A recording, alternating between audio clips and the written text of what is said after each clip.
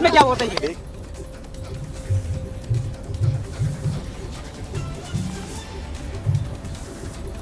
Bail application police ने कोई आधार नहीं रखा था। पुलिस ने ये कहा ऑलरेडी जो है सब कुछ इन्वेस्टिगेशन ओवर है, कुछ पासवर्ड वगैरह नहीं मिल रहे हैं, पुलिस के कस्टडी में है। कोर्ट ने वो चीज खारिज करते हुए जैसी ग्रांट किया है। कितने दिन की पुलिस कस्टडी मांगी थी पुलिस ने ये उसमें लिखा नहीं है, उन्होंने सिर्फ बोला था कि पुलिस कस्टडी चाहिए। बेल कब लगाया? कौन सा एप्लीकेशन? बेल अभी कुछ हमें एप्लीकेशन फाइल करने हैं कोर्ट में। प्लीज मैं आप लोगों से रिक्वेस्ट करूंगा, हम लोग आपसे मुखातिब होंगे, थोड़ा टाइम लीजिए, रिक्वेस्ट है मेरा, प्लीज प्लीज। नहीं, उन्होंने कहा कि इनके आईडी का पासवर्ड नहीं था, जो कि पुलिस ऑलरेडी जो है रिट्रीट कर सकती है, रिकवर कर सकती है, इसलिए आप जैसी हो गया बस इतना आप न्यूज चलाइए, बाकी हम आपको बाद में बताएंगे। आज हिजाब का मुद्दा हिजाब वगैरह सब बेबुनियाद है, पहले ही मैंने आपको कह दिया था। वो शेड जो है चल रहा था, थप्पड़ का भी आरोप लगा, का जो आरोप लगा था, आप लोग खुद कन्वर्जन का था, इसलिए छोड़ दो। नहीं, ये सब गलत है। प्लीज मेरा रिक्वेस्ट है आप लोगों से, आप बेल के लिए टाइम है, हम डिसाइड करेंगे फिर मूव करेंगे। सामने की तरफ से प्रेस कॉन्फ्रेंस होगा सर, वो ऑलरेडी है, आप उनसे बात कर लो। मैं रिक्वेस्ट फिर कर रहा हूँ आप लोगों से, थोड़ा मुझे टाइम दीजिए। So you just heard the lawyer.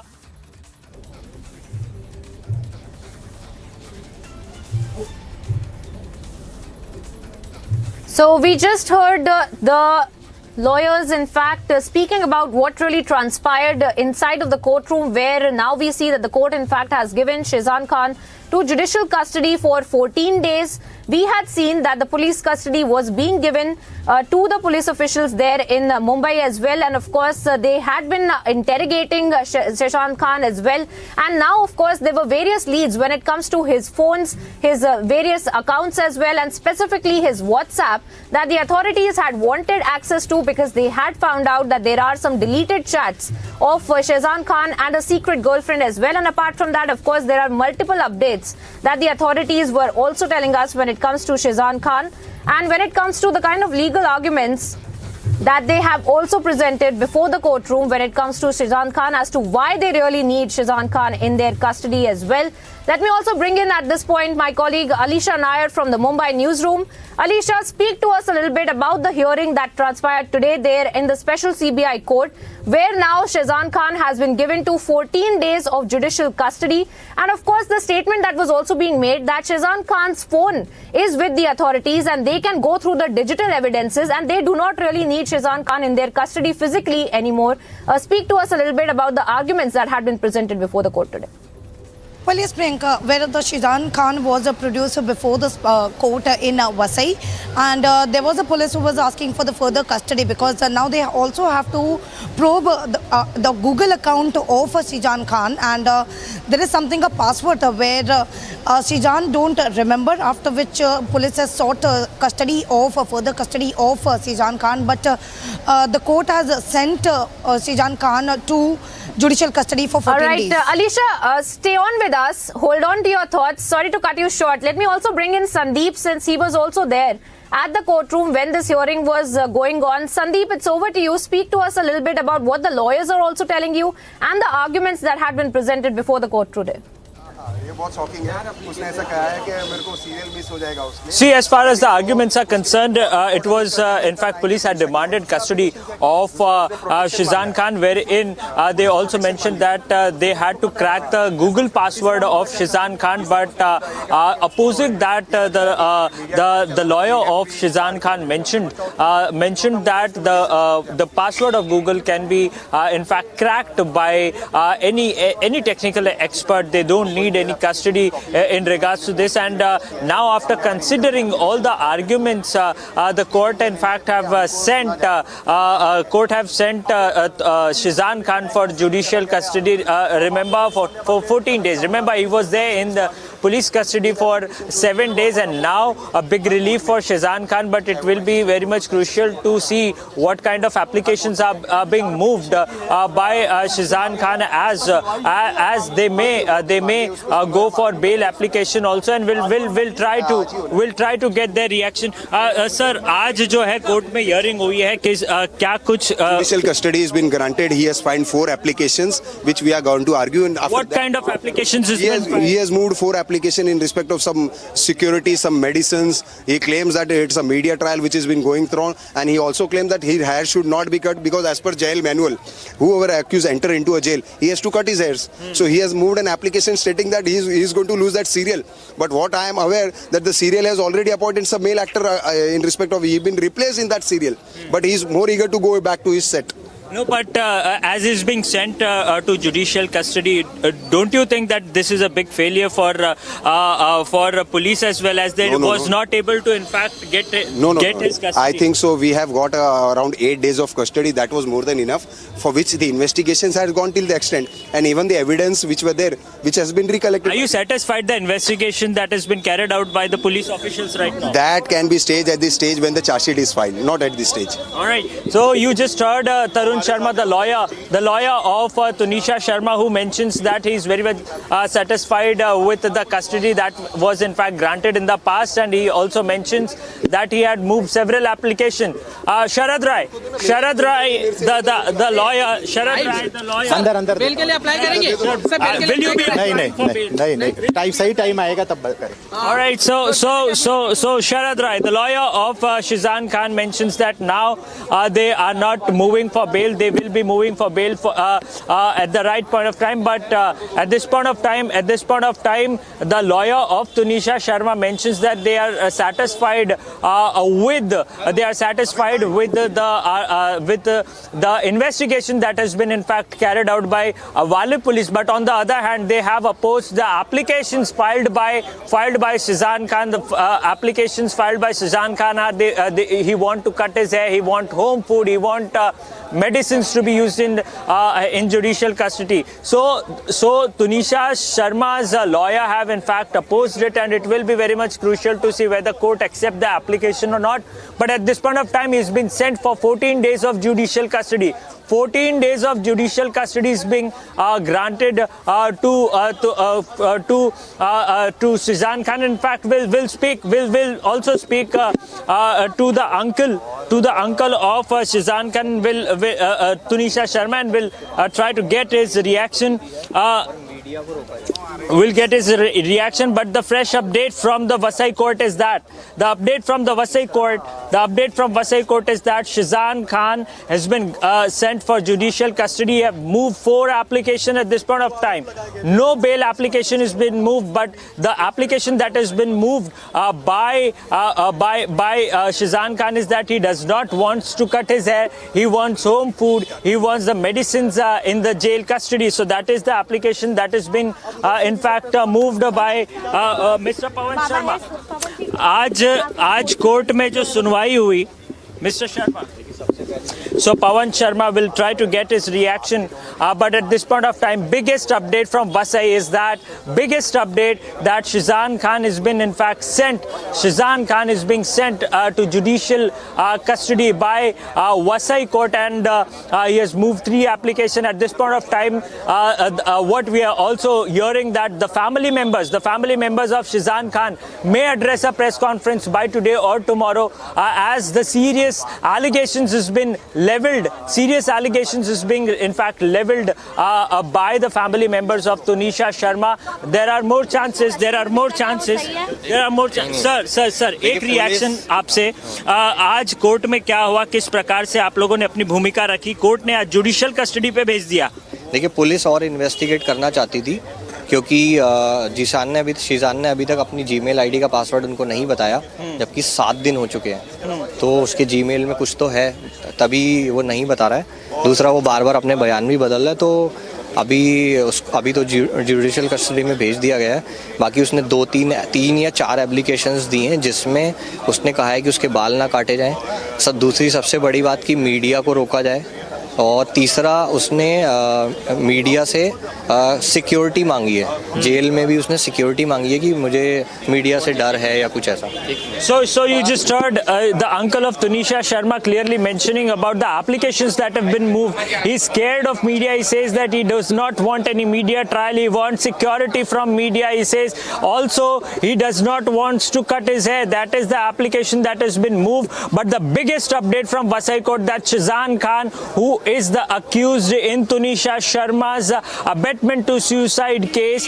He has been sent to judicial custody for 14 days, and in fact it will be very much crucial to see when will be the charge sheet filed in this case. But now, as far as the police investigation is concerned, police wanted the custody to be extended. Police wanted the police custody to be extended, but at this point of time, court had denied the police custody as police had got 7 days of custody, and now the lawyers will be soon in fact also moving try for to bail understand application as also, to why this police custody has been also not given as far as Sheezan is concerned, because we were getting these updates from the courtroom, from you as well, as far as this particular digital evidence is concerned, and how they have stated that Sheezan Khan is no longer in person needed in the custody, since the phone is already with the authorities and they are welcome to go through the phone and the digital evidences as well. So the question still remains, what really is the truth? Has the authorities in fact gotten anything from the digital evidences, from Sheezan's phone or the WhatsApp chats that they had been trying to get as well, Sandeep? See, that is the ground that was in fact kept before the court. They wanted WhatsApp chats to be investigated. They wanted the Google password to be in fact taken. And now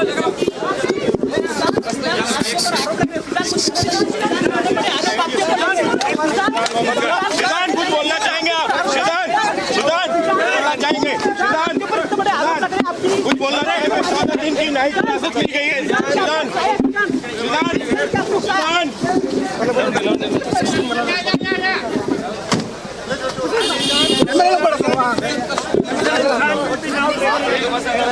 as he's being sent to judicial custody, he's been taken away. He's been taken now he's been taken out from the courthouse. And remember, as you were talking about the investigation and the arguments happening in the court, as it is very much important to understand, police has got the WhatsApp chats of Tunisha Sharma and Sheezan Khan.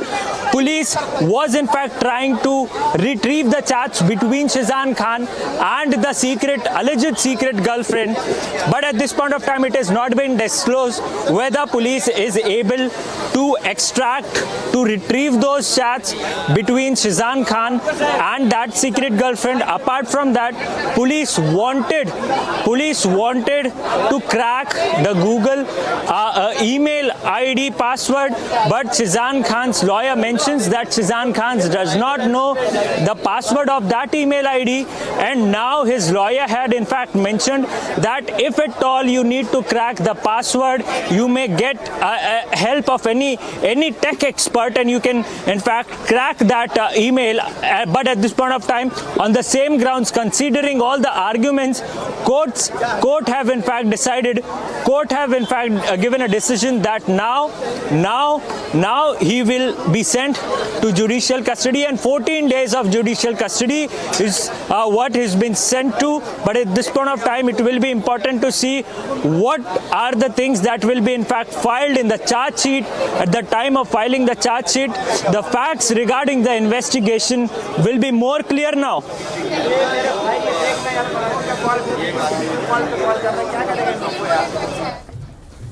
And also, Sandeep, if you could speak to us about those WhatsApp chats that were also being spoken about, because of course, as you pointed out, that the authorities had wanted Sheezan in their custody as well.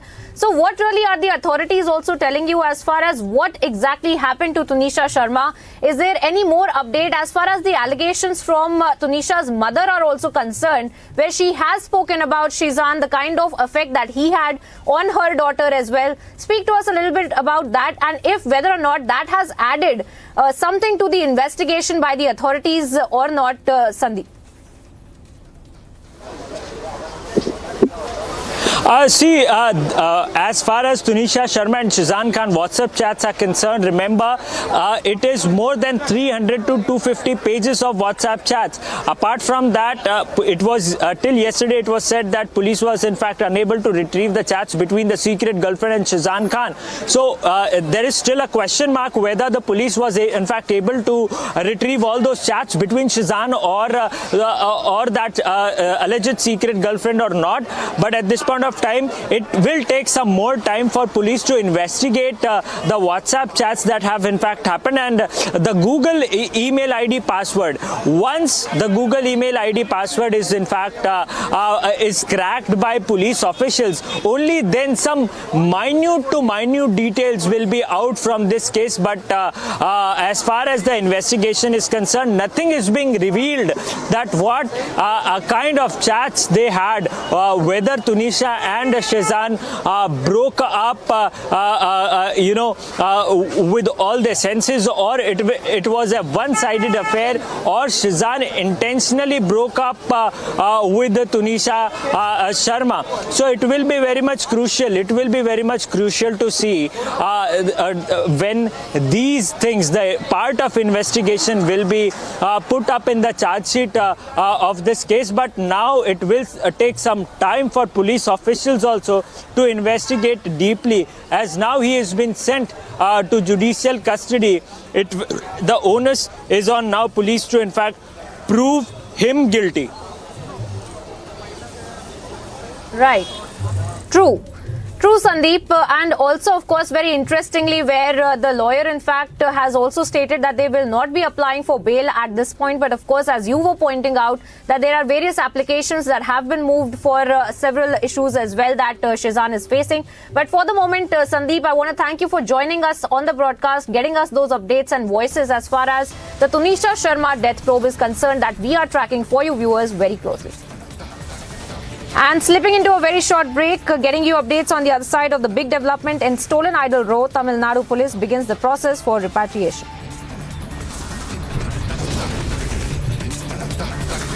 And horrific shootout reported in the national capital. Gym owner shot dead. Police says probe is on.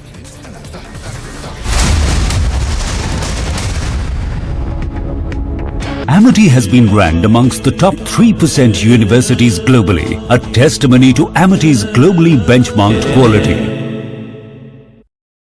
Raid which has taken place in a place called Thonikil, which is about 20 kilometers away from the capital city of Thiruvananthapuram. This particular home of the former zonal president of PFI. His home was raided, Nawaz. Now this is the very home where the raid had just been concluded. About 56 locations in Kerala like these, the two-tier PFI workers, their homes are being raided. Yesterday, in this very place of the Sidra, this encounter took place. This is the truck in which those terrorists were traveling, this grass they were carrying in, and this is the kathua made. So it possibly suggests that they loaded this truck from the kathua area, and somewhat there only the terrorists transferred or shifted to this consignment. But they gathered and they entered this truck only somewhere near Kathua. क्या वो postmortem जो कि काम इंसान की जाती है, ये उस तरीके से नहीं की गई? वही मेरे को दुख है। मैं इतना ही बोल सकता हूँ, 101 तक का वो मर्डर है। सच्चाई बताता तो मेरे को भी दबा के छोड़ देती थी। Raid which has taken place in a place called Thonikil, which is about 20 kilometers away from the capital city of Thiruvananthapuram. This particular home of the former zonal president of PFI. His home was raided, Nawaz. Now this is the very home.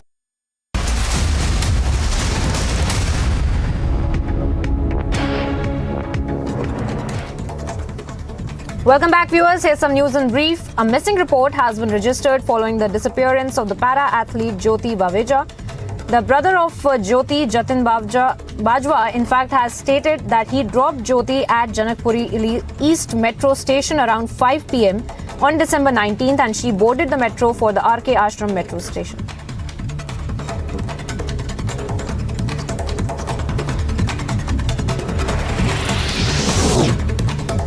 Delhi police is unable to locate Jyoti Baweja, a national-level para-athlete who went missing over 12 days ago. The police has stated that they received no leads yet in the case.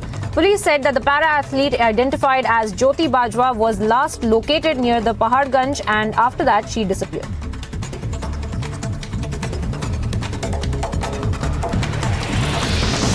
Government has demolished some property of an active terrorist Amir Khan who is in Pakistan currently at the Pahalgam area of Anantnag district. Earlier in Pulwama, residence of Jaish commander was also demolished.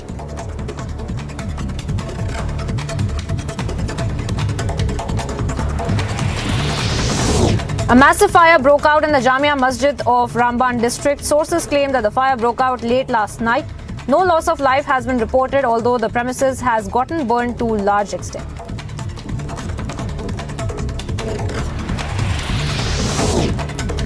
Nine people have died and 11 people have been taken to a private hospital for treatment in a horrific road accident on Navsari National Highway. The accident took place after the bus collided with a Fortuner car.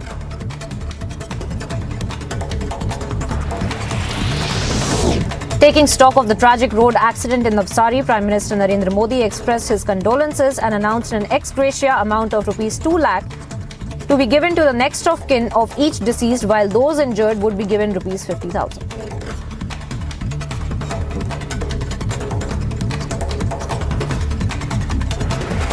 Assam police arrested 10 people in connection with an oil theft case and seized 2 oil tankers and 4-wheelers. The arrests were made from the various parts of Assam and Meghalaya.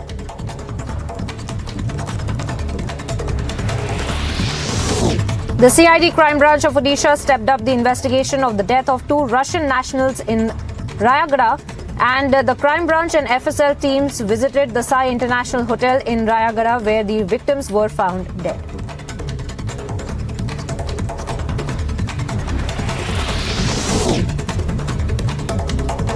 Union Home Minister Amit Shah will be laying the foundation stone for the Central Intelligence Training Institute this morning. Sources claim that he will also inaugurate the Indo-Tibetan Border Police's residential and non-residential complexes in Bangalore.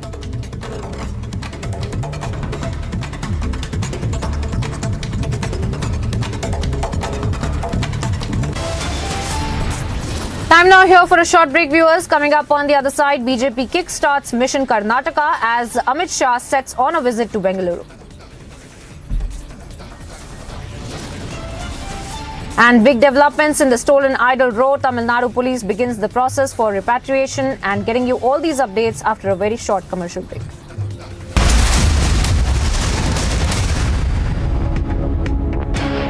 Yesterday, in this very place of the Sidra, this encounter took place. This is the truck in which those terrorists were travelling, this grass they were carrying in, and this is the Kathua made. So it possibly suggests that they loaded this truck from the Kathua area, and somewhat there only the terrorists transferred or shifted to this consignment. But they gathered and they entered this truck only somewhere near Kathua. क्या वो postmortem जो कि काम इंसान की जाती है ये उस तरीके से नहीं की गई? वही मेरे को दुख है। मैं इतना ही बोल सकता हूँ, 101% वो मर्डर है। सच्चाई बताता तो मेरे को भी दबा के छोड़ देती थी। Raid which has taken place in a place called Thonikil, which is about 20 kilometers away from the capital city of Thiruvananthapuram. This particular home of the former zonal president of PFI. His home was raided, Nawaz. Now this is the very home where the raid had just been concluded. About 56 locations in Kerala like these, the 2-tier PFI workers, their homes are being raided. Yesterday, in this very place of the Sidra, this encounter took place. This is the truck in which those terrorists were travelling, this grass they were carrying in, and this is the Kathua made. So it possibly suggests that they loaded this truck from the Kathua area, and somewhat there only the terrorists transferred or shifted to this consignment. But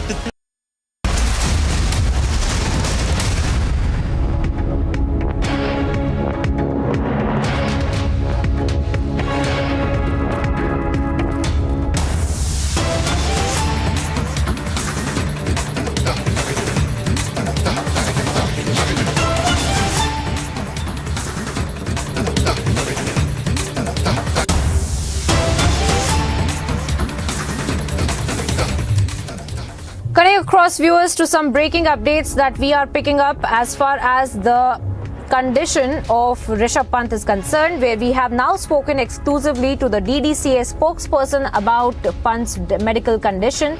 The DDCA medical team, in fact, was all set to reach the Dehradun Max Hospital at around 12:30 p.m. is what we were being told, and Republic, in fact, has accessed various X-ray reports of Rishabh Pant as well that had been done in the Saksham Hospital. But now we are getting you an exclusive conversation with the DDCA. Let's listen in, viewers.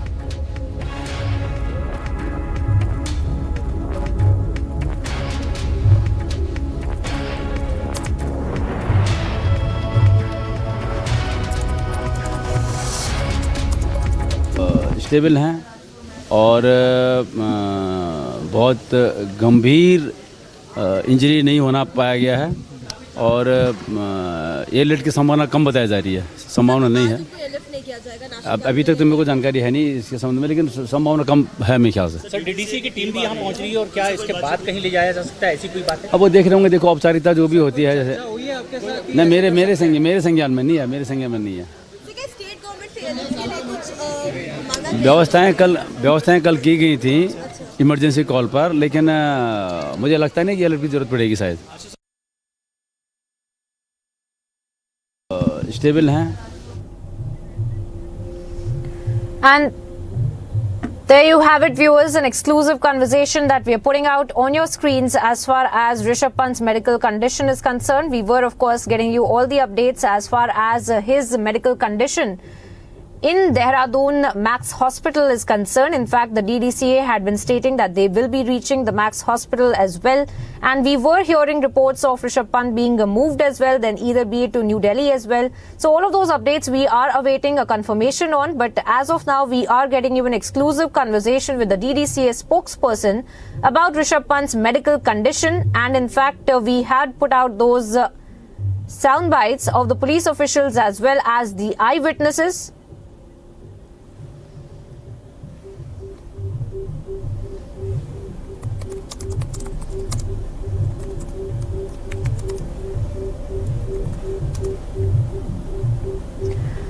All right. In fact, we will be getting you updates on the medical condition of Rishabh Pant.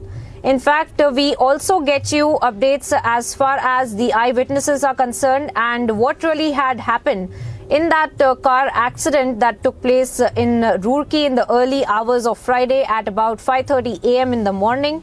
And we have seen since then the kind of updates that are coming in from the hospital and the medical condition of Rishabh Pant as well, that is also that we are keeping a close eye on, and how the eyewitnesses account is also coming to light when it comes to that accident that had taken place, unfortunate accident really, that had taken place in which Rishabh Pant in fact had sustained so many injuries, severe injuries as well.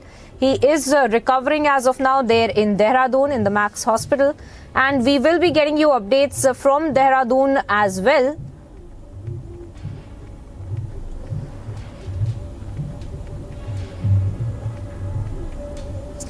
In fact, we will be getting you those updates as far as the police's version is also concerned, who are looking into this entire accident as to how this really took place and what really has been the update as far as Rishabh Pant is also concerned going forward.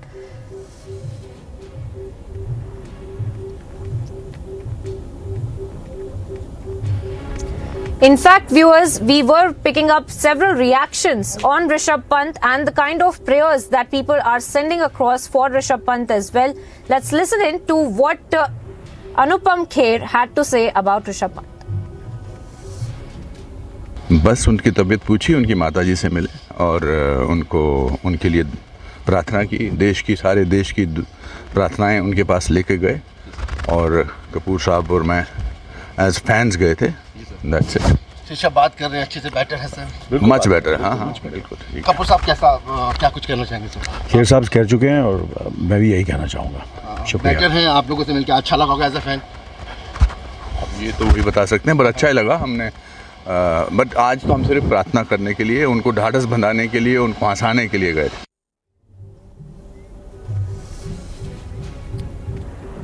And there you have it, viewers, that reaction coming in, of course, from Anupam Kher. And of course, we have been keeping a track on all aspects as far as Rishabh Pant's recovery is concerned, and also how we had looked at that very horrific accident that had taken place in the wee hours of Friday morning at about 5:30 a.m. And we have seen that accident taking place in Roorkee, and the kind of eyewitnesses account that were also coming to light as far as this horrific accident of Rishabh Pant is concerned.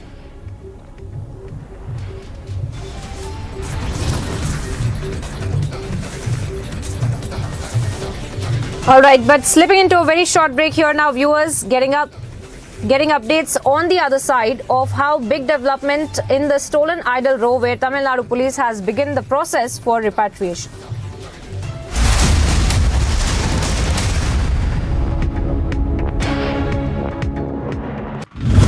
क्या वो postmortem जो कि एक आम इंसान की जाती है, ये उस तरीके से नहीं की गई, वही मेरे को दुख है। मैं इतना ही बोल सकता हूँ, 101% का वो मर्डर है। सच्चाई बताता तो मेरे को भी दबा के छोड़ देती थी। Raid which has taken place in a place called Thonikil, which is about 20 kilometers away from the capital city of Thiruvananthapuram. This particular home of the former zonal president of PFI. His home was raided, Nawaz. Now this is the very home where the raid had just been concluded. About 56 locations in Kerala like these, the two-tier PFI workers, their homes are being raided.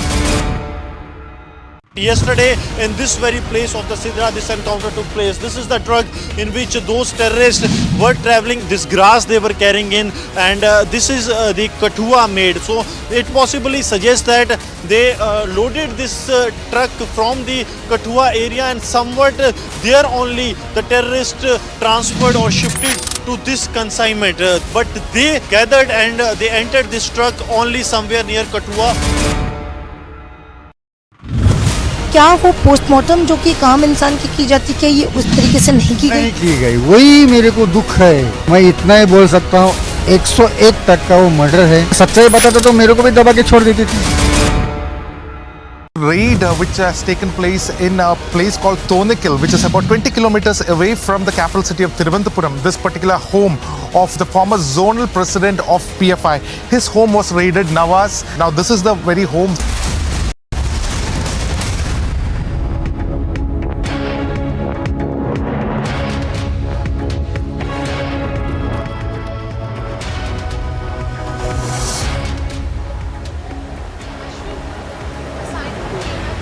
Hello and welcome, ladies and gentlemen. You are watching Live and Breaking with me, Ankit Prasad, on Republic TV. It's the last day of the year 2022. It's been a news-heavy year, and the last day is going on a similar note. We have a number of stories we're tracking for you, from the latest in the Tunisha Sharma death mystery to the condition of Indian wicketkeeper batsman Rishabh Pant, and a lot of politics in Karnataka and in some other areas as well. We'll get you all that and more on this bulletin. Let's start off with the headlines.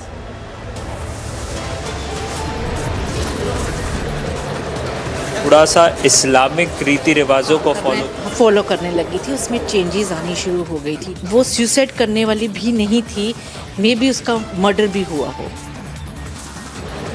Sensational details emerge in the Tunisha death case. The mother says murder angle not ruled out.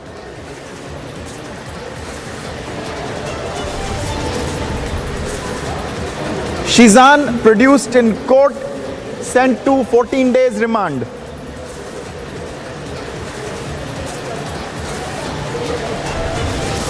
उनकी तबीयत पूछी, उनकी माताजी से मिले और उनको उनके लिए प्रार्थना की। सारे देश की प्रार्थनाएं उनके पास लेके गए, और कपूर साहब और मैं एज फैंस गए थे। The BCCI says Rishabh Pant's condition is stable. Wishes pour in for Pant's speedy recovery. BJP kickstarts its Mission Karnataka. Amit Shah sets out on a visit to Bengaluru.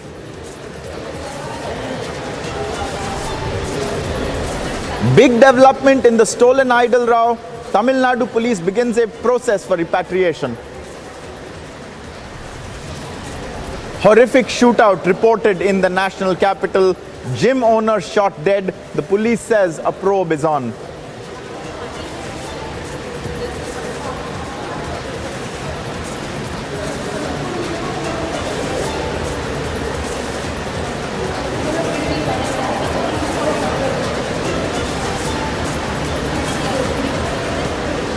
Viewers, one of the top stories that we're tracking and the entire nation is tracking along with us is the medical condition of Team India wicketkeeper batsman Rishabh Pant, who was involved in that horrific accident near Roorkee, where he was driving early last morning. Now, we know that Rishabh Pant has suffered some amount of burn injuries, some amount of lacerations, and he has also suffered an injury on his knees.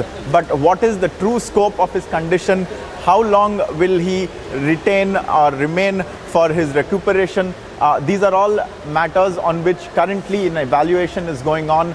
We know that the officials of the DDCA had gone and visited Rishabh Pant at the Dehradun hospital, the Max hospital, where he is seeking treatment at the moment. We also know his family members had visited him there. They are with him right now.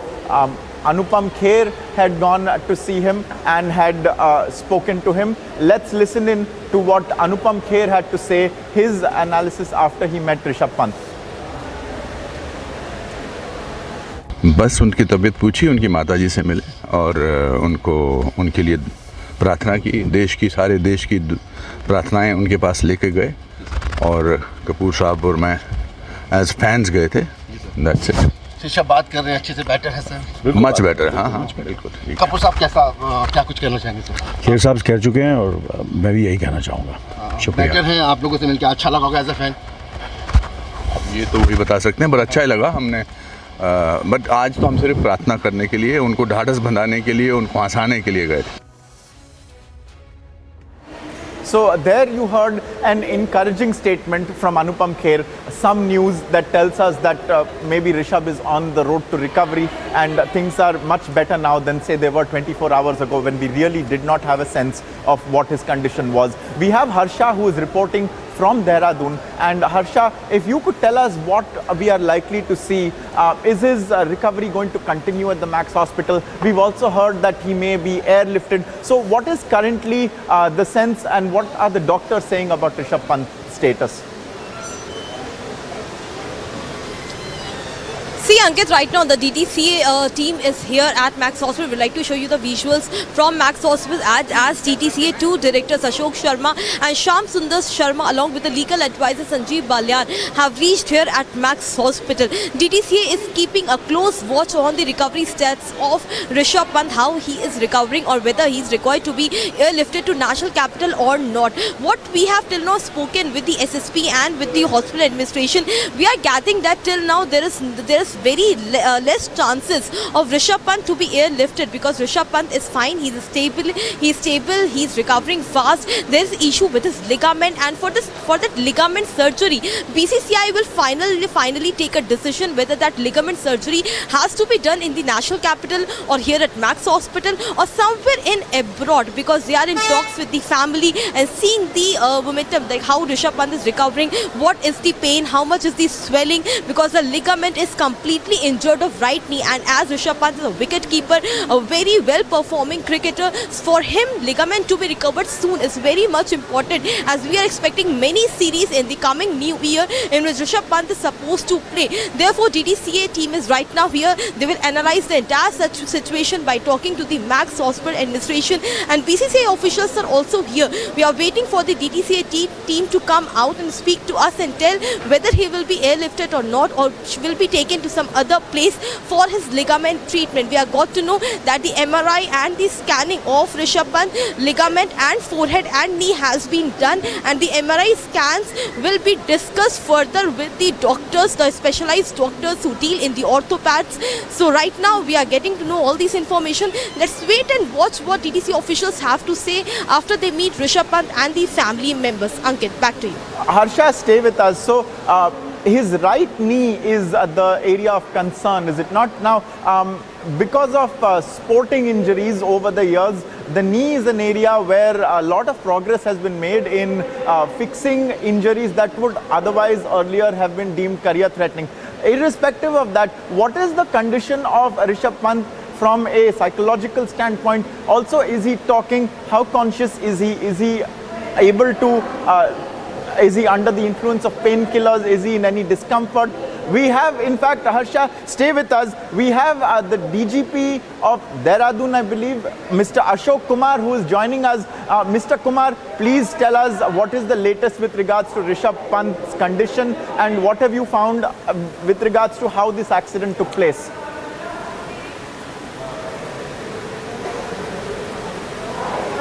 I think it's everything is clear. His injuries are not very serious nature. He has three major injuries. One is on the forehead, another is on the back, and third is on the leg.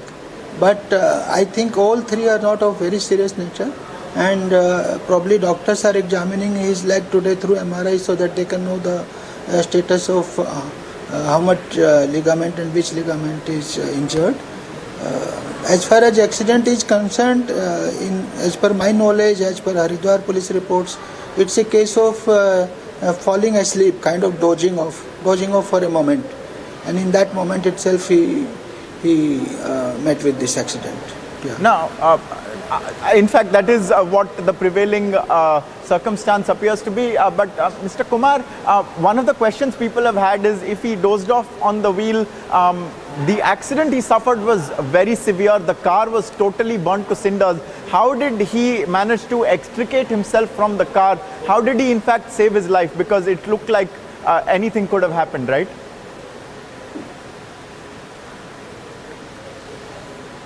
Yeah, it's in very bad shape, and it's a miraculous escape. As the driver of the roadway, Mr. Sushil Kumar is telling that he was half out. Maybe he was half out just by the accident itself. And then they pulled him out fully, and they also checked whether there is anybody else in the car. So it happens. It's a miraculous escape, and he is lucky. We are lucky. The country is lucky to have him back. Most definitely, we are very lucky to have him still with us. Now, Mr. Kumar, have you managed to speak to Rishabh Pant, or has anyone spoken to him and gotten a sense? If you could tell us, please.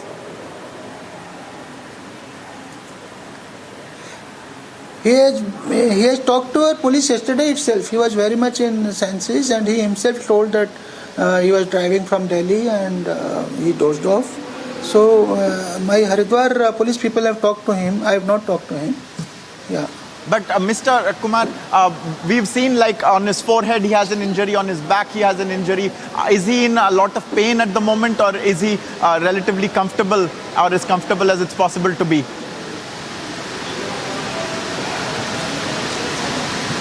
See, I can't comment on this. I can only say that the injuries are not very serious.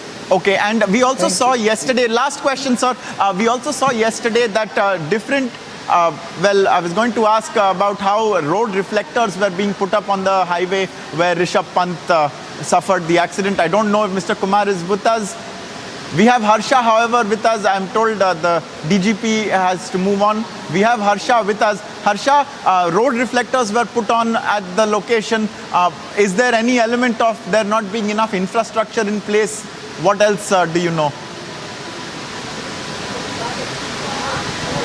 Exactly, Ankit. What we got to know after going to that crash site is that the entire highway is 40 feet, and because of that small neher, which we say of irrigation department, that 40 feet road becomes of 30 feet. There is a sudden diversion in that land, and because of the low visibility and fog issue, also sometimes there occur many accidents in past have occurred over there, and that was exactly the spot where exactly Rishabh Pant dozed off or fell asleep while being on the wheel, and he didn't know because there was no road ahead, and it was at that very time when his car took a turn suddenly and it collided with a railing, and now in that place the reflectors has been put up by Uttarakhand government. And if we talk about the local villagers and the people who live nearby, they all have stated that many accidents have occurred in the past, and because of this very big incident, because Rishabh Pant is a well-known face, he's a celebrity, he's a star wicket keeper, and because of this accident, now state government is in action, and reflectors, 3 to 4 reflectors in that entire NH58 has been put up by state government. In fact, CCTV camera have also been increased in that entire area because of the low visibility and fog. Initially, many accidents have also happened. So measures are being taken by state government. But if we right now talk about the health of Rishabh Pant is fine. He's stable. He is conscious. He is speaking to the family members. He is speaking to the BCCI officials. DTCA team will also speak to him directly in the morning hours. Anil Kapoor and Anupam Kher met met him and they also spoke to Rishabh Pant psychologically. Rishabh Pant isn't still in shock because an entire accident where his car collided and took a multiple turns before turning into a ball of fire. If you see the visuals of the car, you will realize how big and horrific and serious this entire incident is. Many villagers have stated that it was lucky of Rishabh Pant to survive in that accident. So he has survived. There are many injuries, but right now he is recovering very fast. The major issue is ligament, the knee injury.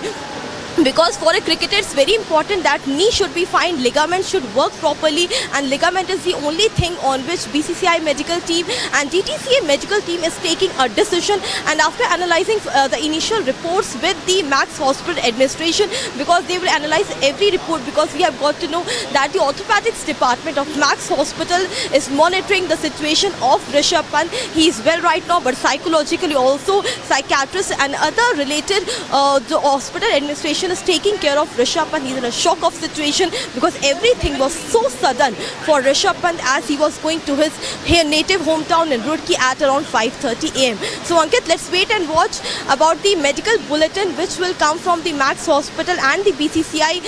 We are expecting it to come at 4 o'clock. Let's wait and see what exactly the condition of Rishabh Pant will be told today as well by the hospital. Ankit, back to you. Absolutely, Harsha. Thank you for bringing us that information. So 4 o'clock is when we estimate a medical bulletin will come out. The DGP has told us he has 3 injuries and that it was a part of the accident that he was partially out of the car, and that is how he survived.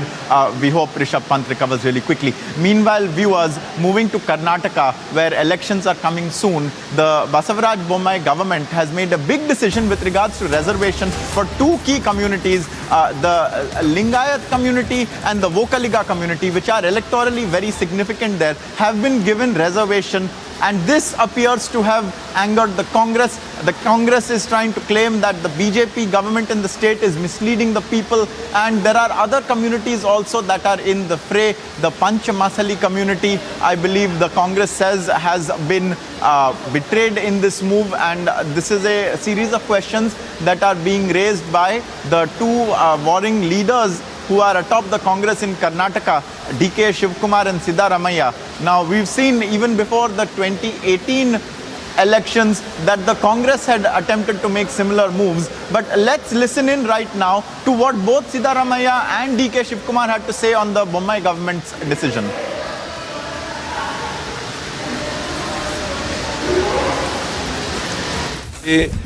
ಇದು ಪಾಪ 3A ನವರಿಗೆ 3B ನವರಿಗೆ ಕಣ್ಣುರಿಸ್ತಕ್ಕಂಥ ತಂತ್ರ ಇದು. ಕಾನ್ಸ್ಟಿಟ್ಯೂಷನಲ್ಲಿ it is not valid. 2C 2D ಅದಕ್ಕೆ details ಬರಬೇಕು. ಅದು ಯಾಕೆ ಮಾಡಬೇಕಾದ್ರೆ ಏನೇನು ಮಾಡ್ತಾರೆ ಅಂತ. ಈಗ 3A ಇರ್ತಕ್ಕಂಥ ಎಲ್ಲ ಜಾತಿಗಳು 2Cಗೆ ಬರ್ತಾವ, 3B ಇರ್ತಕ್ಕಂಥ ಎಲ್ಲ ಜಾತಿಗಳು 2Dಗೆ ಬರ್ತಾವ, 2A ಇರ್ತಕ್ಕಂಥ ಇವ್ರಿಗೆ 2C 2D ಏನೇನು ಕೊಡ್ತಾರೆ ಇವೆಲ್ಲ ಗೊತ್ತಾಗಬೇಕಲ್ಲ.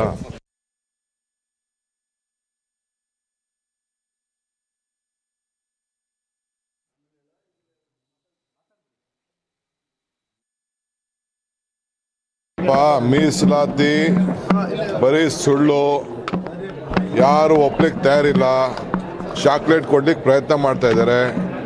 ಅರ್ಥ ಆಯ್ತಾ? ಏನು ಸುಮ್ಮನೆ ತಪ್ಪದಾರಿ ಎಳಲಿಕ್ಕೆ ಪ್ರಯತ್ನ ಮಾಡ್ತಾ ಇದ್ದಾರೆ. ಕಾನೂನು ಪ್ರಕಾರ ಆ ರೀತಿ ಮಾಡ್ಲಿಕ್ಕೆ ಬರುವುದಿಲ್ಲ. It is against the constitution. ಏನಾರು ಮಾಡಿದ್ರೆ ಕಾನ್ಸ್ಟಿಟ್ಯೂಷನ್ ಹೇಳಿ ಎಷ್ಟು % ರಿಸರ್ವೇಷನ್ನು ಪಂಚಮಶಾಲಿ ಕೊಡ್ತಾರೆ, ಒಕ್ಕಲಿಗರು ಕೊಡ್ತಾರೆ, 2A ಇರುವಂಥ ಹಿಂದುಳಿದ ವರ್ಗರಿಗೆ ಯಾವ ರೀತಿ ರಕ್ಷಣೆ ಮಾಡ್ತಾರೆ ಅದೆಲ್ಲ ಹೇಳಿ. ಅದು ಯಾವುದು ಹೇಳಕ್ಕೆ ತಯಾರಿಲ್ಲ. ಚೀಫ್ ಮಿನಿಸ್ಟರ್ ಪ್ರೆಸ್ ಕಾನ್ಫರೆನ್ಸಲ್ಲಿ ಕೂತ್ಕೊಳ್ಳೋಕೆ ತಯಾರಿಲ್ಲ. ಸೊ ಇದು ಸುಮ್ಮನೆ ನಮಗೆ ಚಾಕ್ಲೇಟ್ ಕೊಡೋಕೆ ಪ್ರಯತ್ನ ಮಾಡ್ತಾರೆ. We don't agree with it. So there you just heard the 2 senior-most leaders of the Congress in Karnataka, who always cannot agree with each other also, have somehow, however, decided to take on the BJP over this matter, which just tells you how important it is, how crucial these 2 communities are. The BJP has tweaked some rules which has enabled it, they say, to give the Lingayat community and the Vokaliga community reservation within the current structure without taking it away from anyone else. And so this they are viewing as a bit of a success. We have Prajwal with us to tell us all the ramifications of this. Prajwal, The Congress says the BJP is spreading confusion and chaos. They are also raising other communities. What exactly is happening is something that we would like to know, and we are told Prajwal is just joining us. It is election season. We've seen even before the 2018 elections, there were a number of moves made by the then Siddaramaiah-led Congress government with regards to these communities. They are electorally very significant. In fact, they are the most populous communities in Karnataka, and they have a key determinant factor ingrained in what the election results generally are. However, that is not to say that this is just timed in that direction. This is a demand that has been under consideration from a long time, we are told. There are a number of states where there are different communities for which the reservation demand has been prevailing and has been present for a long time.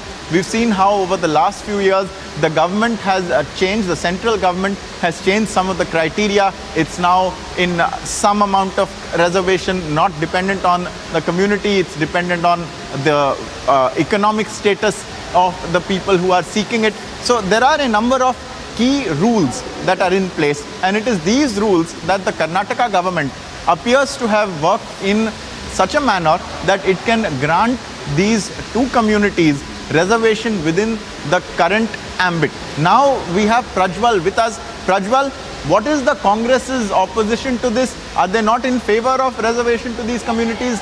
What is the Siddaramaiah and DK Shivkumar contention?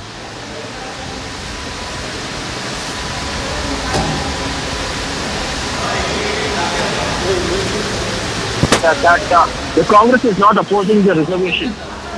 We'll try and get a clear audio with Prajwal as quickly as we can.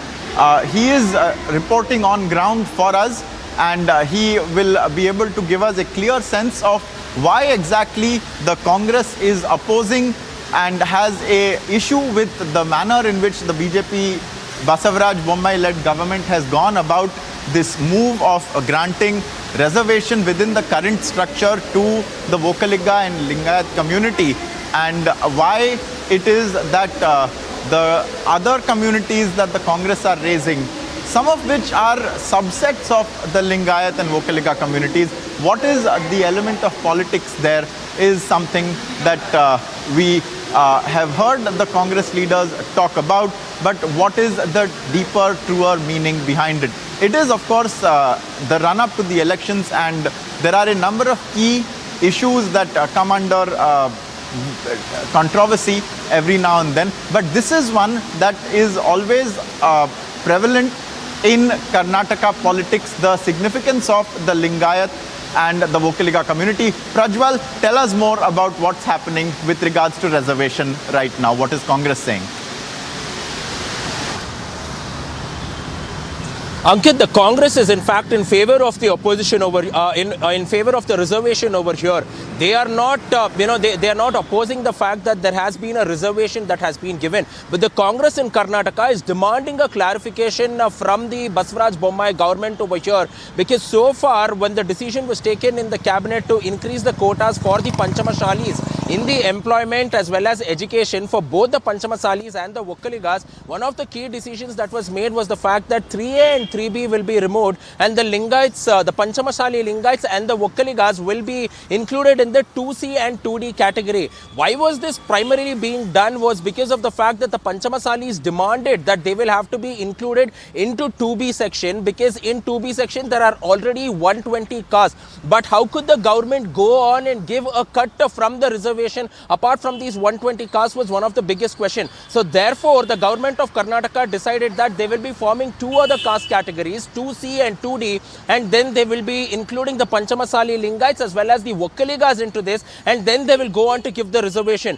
But in the legal gambit, what is exactly happening over here is the fact that the reservation has already increased to 56%, and according to the Supreme Court rules as well as the guidelines, reservation is not supposed to exceed more than 50% over here. So therefore, the state government is in a dilemma now as to how they can go on and increase the reservation over here. So that is one of the major questions that is being spoken and being questioned by the leader of the opposition. And meanwhile, the KPCC president DK Shivkumar has gone on to state that this is an outright lie by the Baswaraj Bommai-led government, and they are resorting to all these tricks because the 2023 assembly elections are on the way, and therefore they want to gain the sympathy of the voters from both these communities too. And let us also understand that the Panchamasalis are the subsect of the Lingaites, and they amount to over 75 lakhs to 85 lakh voters in itself. So that is a huge vote bank for the BJP, which has now and again been cashing on it. So this was one of the major demands of the community,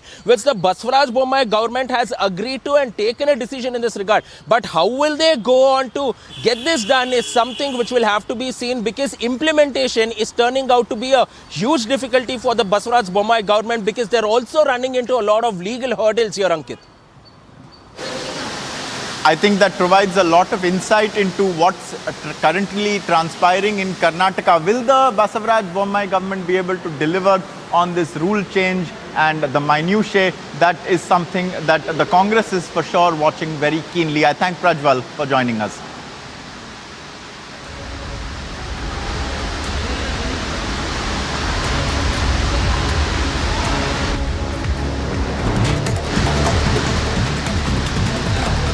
Let's take a look at some of the top stories right now. A missing report has been registered following the disappearance of para-athlete Jyoti Baweja. The brother of Jyoti, Jatin Baweja, has said that he had dropped Jyoti at Janakpuri East Metro Station at around 5 p.m. on December the 19th, that's more than 2 weeks back, and she boarded the metro for RK Ashram Metro Station, and since then nothing.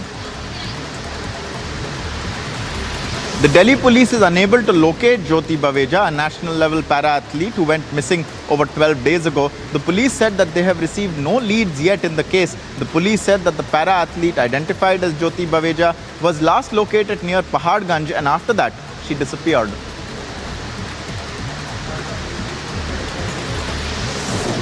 The government has demolished some property of an active terrorist, Amir Khan, who is in Pakistan currently, at the Pahalgam area of Anantnag district. Earlier in Pulwama, the residence of a Jaish commander was also demolished. A massive fire broke out in the Jamia Masjid of Ramban district in Jammu and Kashmir. Sources claim that the fire broke out late last night. No loss of life has been reported, although the premises got burnt to a large extent. 9 people have died and 11 people have been taken to a private hospital for treatment in a horrific road accident on the Navsari National Highway. The accident took place after the bus collided with a Fortuner car. Taking stock of the tragic road accident in Navsari, Prime Minister Narendra Modi expressed his condolences and announced an ex gratia of 2 lakh rupees to be given to the next of kin of each of the deceased, while those injured would be given 50,000 rupees. The Assam police arrested 10 people in connection with an oil theft case and seized 2 oil tankers and a 4-wheeler as well. The arrests were made from various parts of Assam and Meghalaya. The CID crime branch of Odisha has stepped up its investigation into the death of 2 Russian nationals in Rayagada.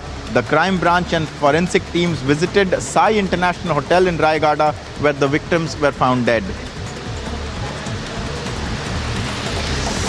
Union Home Minister Amit Shah will be laying the foundation stone of the Central Intelligence Training Institute. Sources claim that he will also inaugurate the Indo-Tibetan Border Police's residential and non-residential complexes in Bengaluru.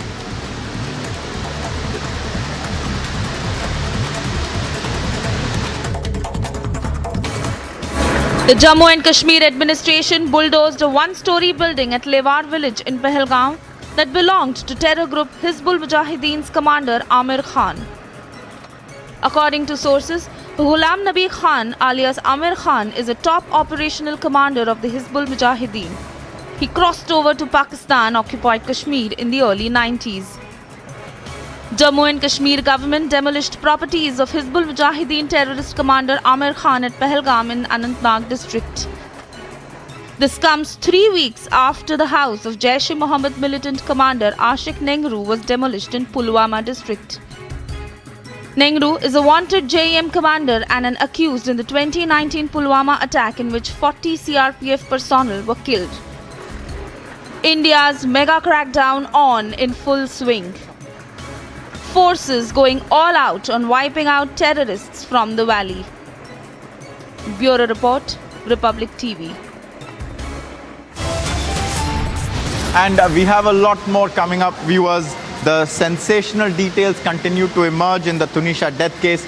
In the most sensational of them all, her mother says that the murder angle is not ruled out. And there has been a horrific shootout in the national capital. A gym owner has been shot dead. The police is probing. We'll get you all the details.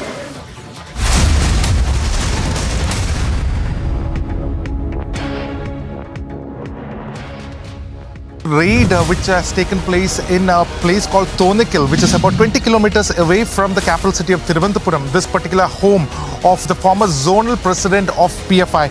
His home was raided, Nawaz. Now this is the very home where the raid had just been concluded. About 56 locations in Kerala like these, the two-tier PFI workers, their homes are being raided. Yesterday, in this very place of the Sidra, this encounter took place. This is the truck in which those terrorists were traveling, this grass they were carrying in, and this is the kathua made. So it possibly suggests that they loaded this truck from the kathua area, and somewhat there only the terrorists transferred or shifted to this consignment. But they gathered and they entered this truck only somewhere near Kathua. क्या वो postmortem जो कि एक आम इंसान की जाती है, ये उस तरीके से नहीं की गई? वही मेरे को दुख है। मैं इतना ही बोल सकता हूँ, 101% वो मर्डर है। सच्चाई बताते तो मेरे को भी दबा के छोड़ देती थी। Raid which has taken place in a place called Thonikil, which is about 20 kilometers away from the capital city of Thiruvananthapuram. This particular home of the former zonal president of PFI. His home was raided, Nawaz. Now this is the very home where the raid had just been concluded. About 56 locations in Kerala like these, the two-tier PFI workers, their homes are being raided. Yesterday, the new thing that the Chinese have done is that now they are buying Indian COVID vaccines on the black market. Now, ladies and gentlemen, I'll have you know that buying Indian COVID vaccines in China is illegal. But the problem is that the Chinese don't trust their own drugs. So there is an illegal trading of Indian vaccines which is happening on Chinese social media. Common Chinese don't have access to global social media. They're not there on Twitter or Facebook because all these are banned and blocked inside China. But on local Chinese social media platforms, they are trading Indian drugs.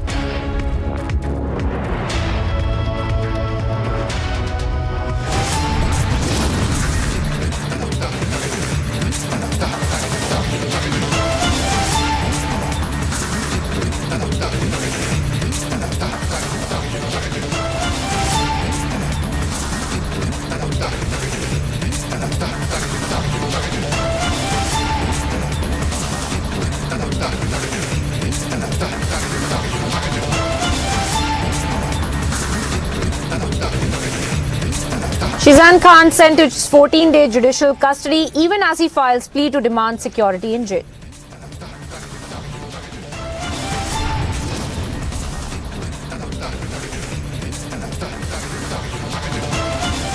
Cricketer Rishabh Pant recovering, likely to be shifted to Delhi for further treatment.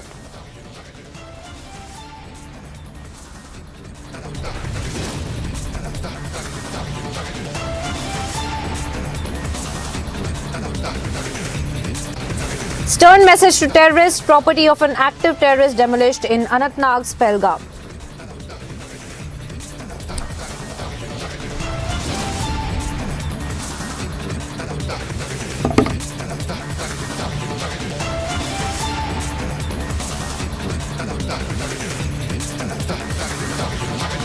Rattled by constant crackdown, terror wing of Lashkar issues fresh hit list of Kashmiri Pandit employees.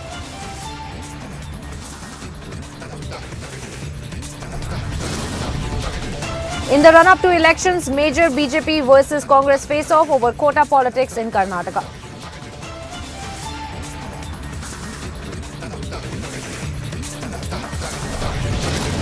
In crisis to find an opposition face, Kamal Nath claims Rahul is the opposition face for 2024.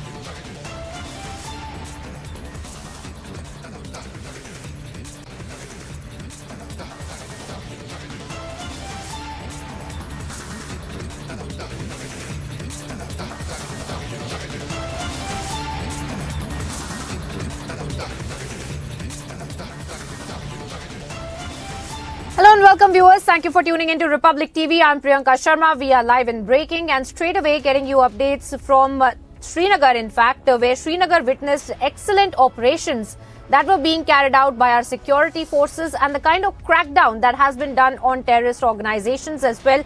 Here's a complete and exclusive report on all that's happening in Srinagar. In 2022, Srinagar city witnessed some wonderful operations where Pakistani terrorists and the local terrorists, some dreaded terrorists, were neutralized. Local terrorists like Salim Pare or the foreign terrorists, the Pakistani terrorists like Chotu or Mubashir, all were neutralized by the CRPF along with Jammu and Kashmir police in Srinagar city. These elite commandos, they have been handpicked. They have first-hand experience of dealing with the terrorists. They shoot to kill. Today I'm introducing you to those men, those elite commandos who actually killed these dreaded terrorists. I'm joined by one such commando. Republic से बात करने के लिए शुक्रिया। क्या आपके कई चीज़ें हमने सुनी हैं, तो आपका कैसा एक्सपीरियंस रहा है इस तरह के टेररिस्ट को न्यूट्रलाइज करना, खासकर जो ऑपरेशन मुगल गार्डन में? मैम, जो ऑपरेशन हुआ था जिसमें उसका हवा बना रखा था परे, सलीम परे, और जितना बता रखा था उसने 17-18 किलिंग्स की हुई थी सिविलियंस की। इसके अलावा 18-19 कॉर्डन तोड़ के भागा हुआ था। जब हमें इंटेलिजेंस मिली तो हमने उसको ईज़िली क्योंकि हमारी प्रोफेशनल स्किल्स ऐसी हैं कि हमने उसको पकड़ लिया और मतलब उसने फायर फाइट की हमारे साथ और विद इन 5 मिनट्स उसको न्यूट्रलाइज़ कर दिया। तो मैम जैसे उसकी कैटेगरी थी A++, उस हिसाब का वो मतलब हमारी फोर्सेस के सामने कहीं नहीं टिकता था। हमने उसको फिर with in 5 minutes gun fight में उसको वहीं पे ढेर कर दिया और विदाउट एनी सिविलियन कैजुअलिटी। काफ़ी स्विफ्ट ऑपरेशन रहा वो यहाँ मुगल गार्डन में, और जो सलीम परे था करीब 8 साल से ज़्यादा एक्टिव था, इतनी सारी किलिंग्स थी। तो कई जब आपने उसको, क्योंकि आपका फर्स्ट हैंड एक्सपीरियंस रहा है, आपने उसको मारा है, तो आपको पहले डर नहीं लगा कि ये इतने साल से एक्टिव है, काफ़ी एक्सपीरियंस है, ट्रेंड है? मैम ऐसा डर की कोई बात नहीं है। जो हमारी स्किल्स होती है, हमारी ट्रेनिंग होती है, वो इसी हिसाब की होती है कि उससे भी 10 गुना अगर कोई ट्रेंड होगा तो हम उसे इजीली न्यूट्रलाइज कर सकें। एक और ऑपरेशन हुआ था यहाँ बिशंबर नगर श्रीनगर में, जहाँ पर 2 पाकिस्तानी टेररिस्ट को न्यूट्रलाइज किया था। अगेन आप उस वक्त भी उस ऑपरेशन को लीड कर रहे थे और आपने उन टेररिस्ट को मारा।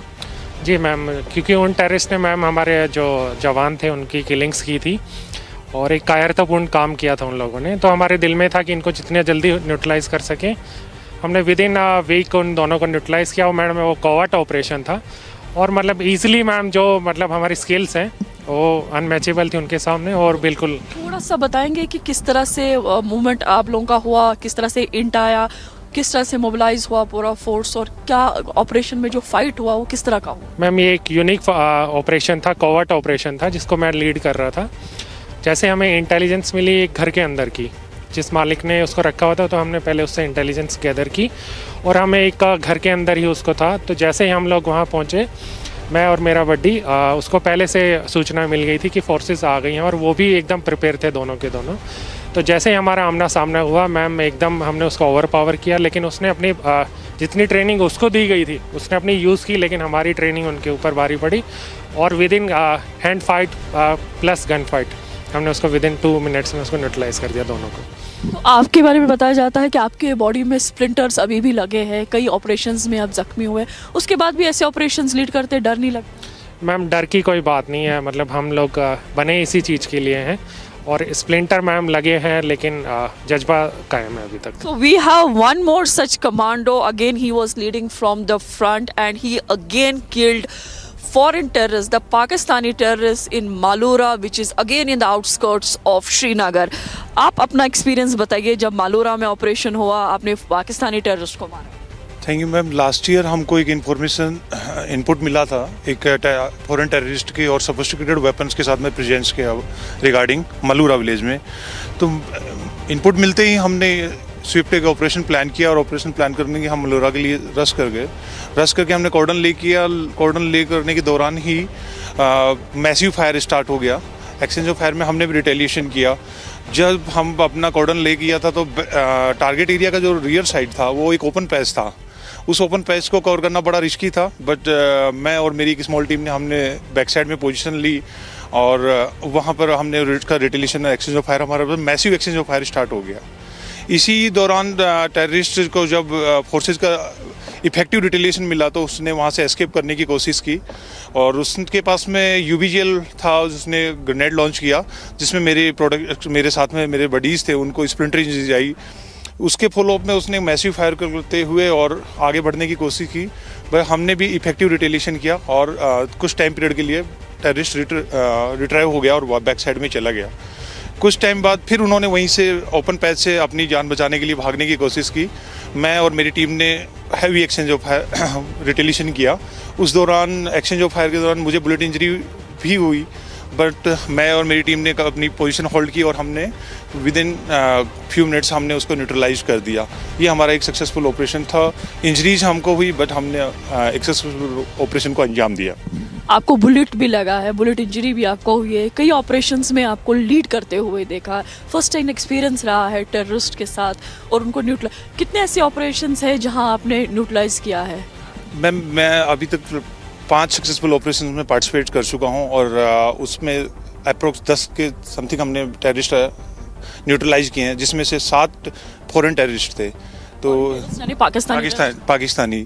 तो ये है मैं और मेरी टीम की एक पॉजिटिव एस्पेक्ट्स है, हमने इतने सक्सेसफुली ऑपरेशंस को अंजाम दिया है। So this tells you that how the forces actually lead from front, how they experience the entire situation, and not only experience, here it is very important how quick you are in decision making, because the one who's just sitting across or who's just watching you is your enemy, and you know well how to neutralize those. With VJ Firdoswani, I'm Sheezan Khan for Republic in Srinagar. Plumes of smoke surrounded Imam Jamia Masjid after a massive fire broke out at the mosque premises in Batot area of Ramdan in Jammu and Kashmir.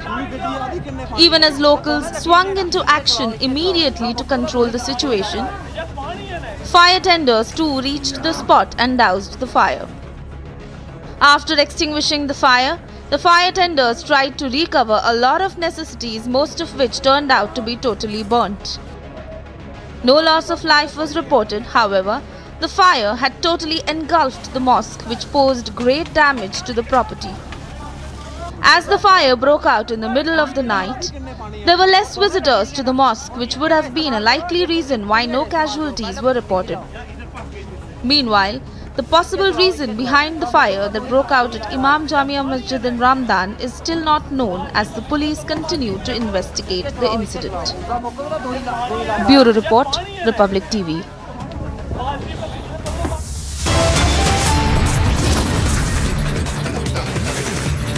Time now here for a short break, viewers. Coming up on the other side, rattled by constant crackdown, Lashkar offshoot issues fresh hit list of Kashmiri Pandit employees.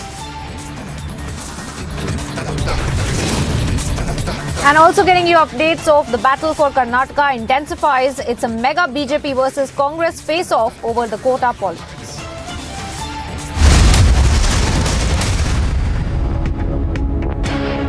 Amity has been ranked amongst the top 3% universities globally, a testimony to Amity's globally benchmarked quality. Yesterday, in this very place of the Sidra, this encounter took place. This is the truck in which those terrorists were traveling, this grass they were carrying in, and this is the kathua made. So it possibly suggests that they loaded this truck from the kathua area, and somewhat there only the terrorist transferred or shifted to this consignment, but they gathered and they entered this truck only somewhere near Kathua. क्या वो postmortem जो कि एक आम इंसान की जाती है, ये उस तरीके से नहीं की गई? वही मेरे को दुख है। मैं इतना ही बोल सकता हूँ, 101 तक का वो मर्डर है। सच्चाई बताता तो मेरे को भी दबा के छोड़ देती थी। Raid which has taken place in a place called Tonikil, which is about 20 kilometers away from the capital city of Thiruvananthapuram. This particular home of the former zonal president of PFI. His home was raided, Nawaz. Now this is the very home where the raid had just been concluded. About 56 locations in Kerala like these, the two-tier PFI workers, their homes are being raided. Yesterday, in this very place of the Sidra, this encounter took place.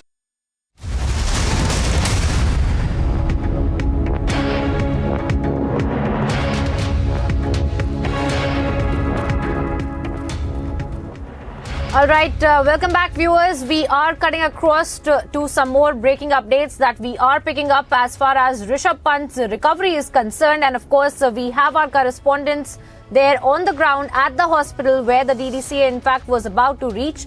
In fact, we are being told that they have in fact reached there in Dehradun as well. In fact, we were picking up the updates as far as the medical condition of Rishabh Pant is also concerned. We had been getting you updates from the DDCA, we had been getting you updates from the eyewitnesses and the police officials as well, who have spoken about the medical condition of Rishabh Pant as well. And in fact, we were being told that around 12:30 p.m.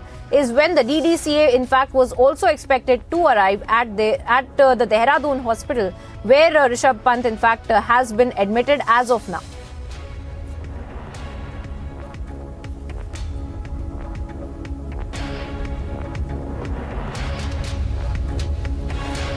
We also have Harsha, who's reporting live on this story. Let me go across to Harsha as well. Harsha, speak to us a little bit about the updates as far as the medical condition of Rishabh Pant is concerned, and how really and when exactly can we expect some kind of a statement from the DDCA as well, because they were saying that they will be reaching there at about 12:30 p.m. is what we were being given to understand. What really is the update as far as the medical condition and the DDCA is concerned? Please tell our viewers.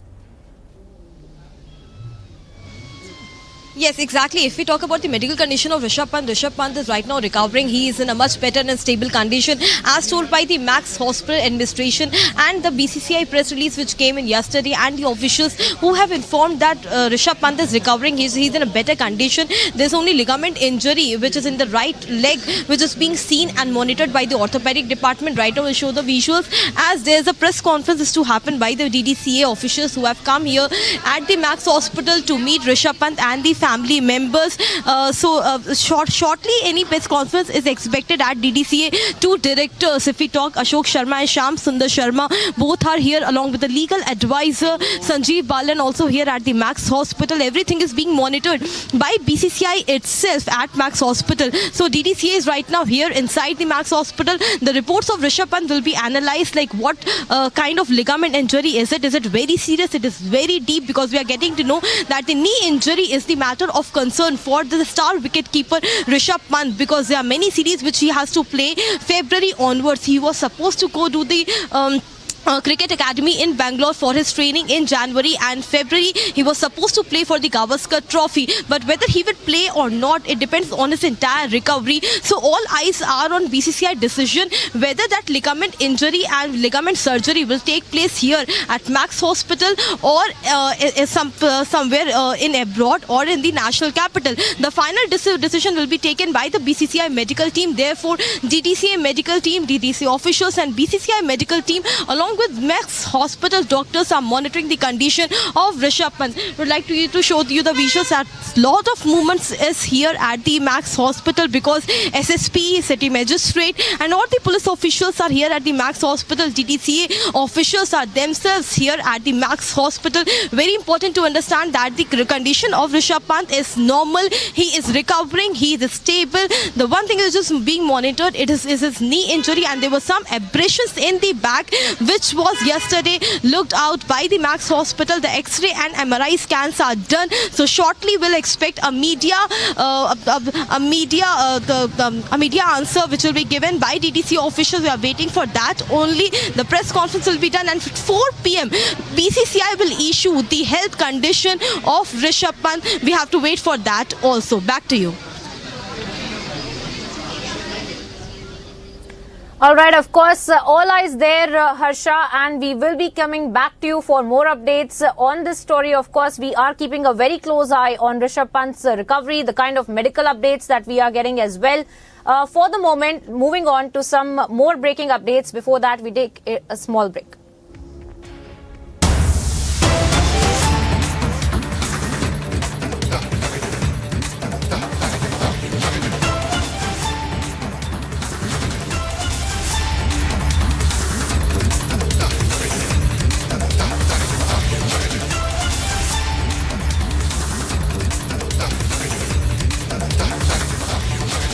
तो मेरी general approach ये है कि मैं चाहता हूं हमारा एक भी सिपाही किसी भी फोर्स का ना शहीद हो।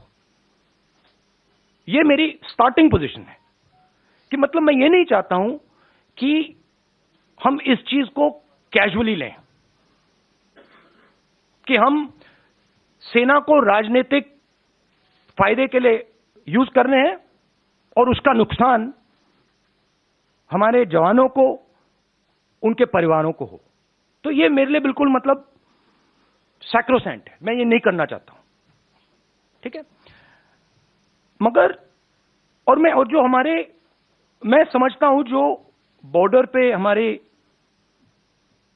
जवान आज खड़े हैं, आप मेरी टी शर्ट की बात कर रहे हो, मगर मैं जानता हूं वहां आज खड़े हैं सियाचिन में, उधर हिमालय पे, मैं जानता हूं कि उनको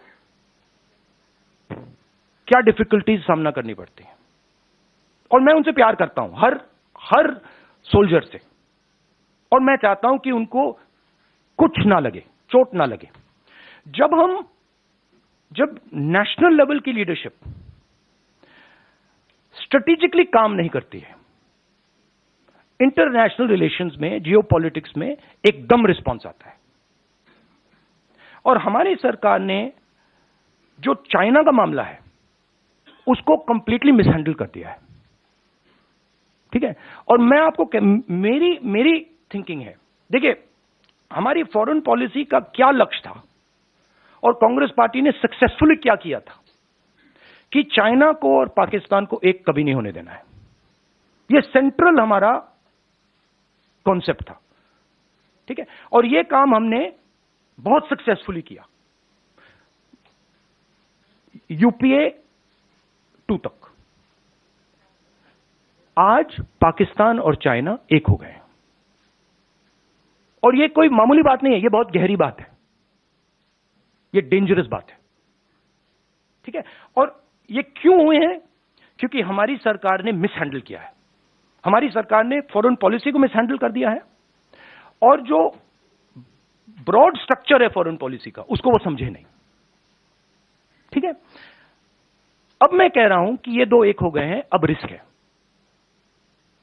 और कहीं ना कहीं ये कुछ ना कुछ करेंगे। और पहला कदम इन्होंने ढोकलाम में लिया और दूसरा कदम इन्होंने लद्दाख में लिया। मेरे लिए, मेरी व्यू पॉइंट से ये प्रिपरेशन है, अगर नहीं है तो बहुत अच्छा, मगर मुझे लग रहा है कि ये प्रिपरेशन कर रहे हैं। और मैं सरकार को कह रहा हूं कि it is not if, it is when, meaning अब आपको पूरी प्रिपरेशन करनी है, और उस प्रिपरेशन में 2-3 चीजों की जरूरत है।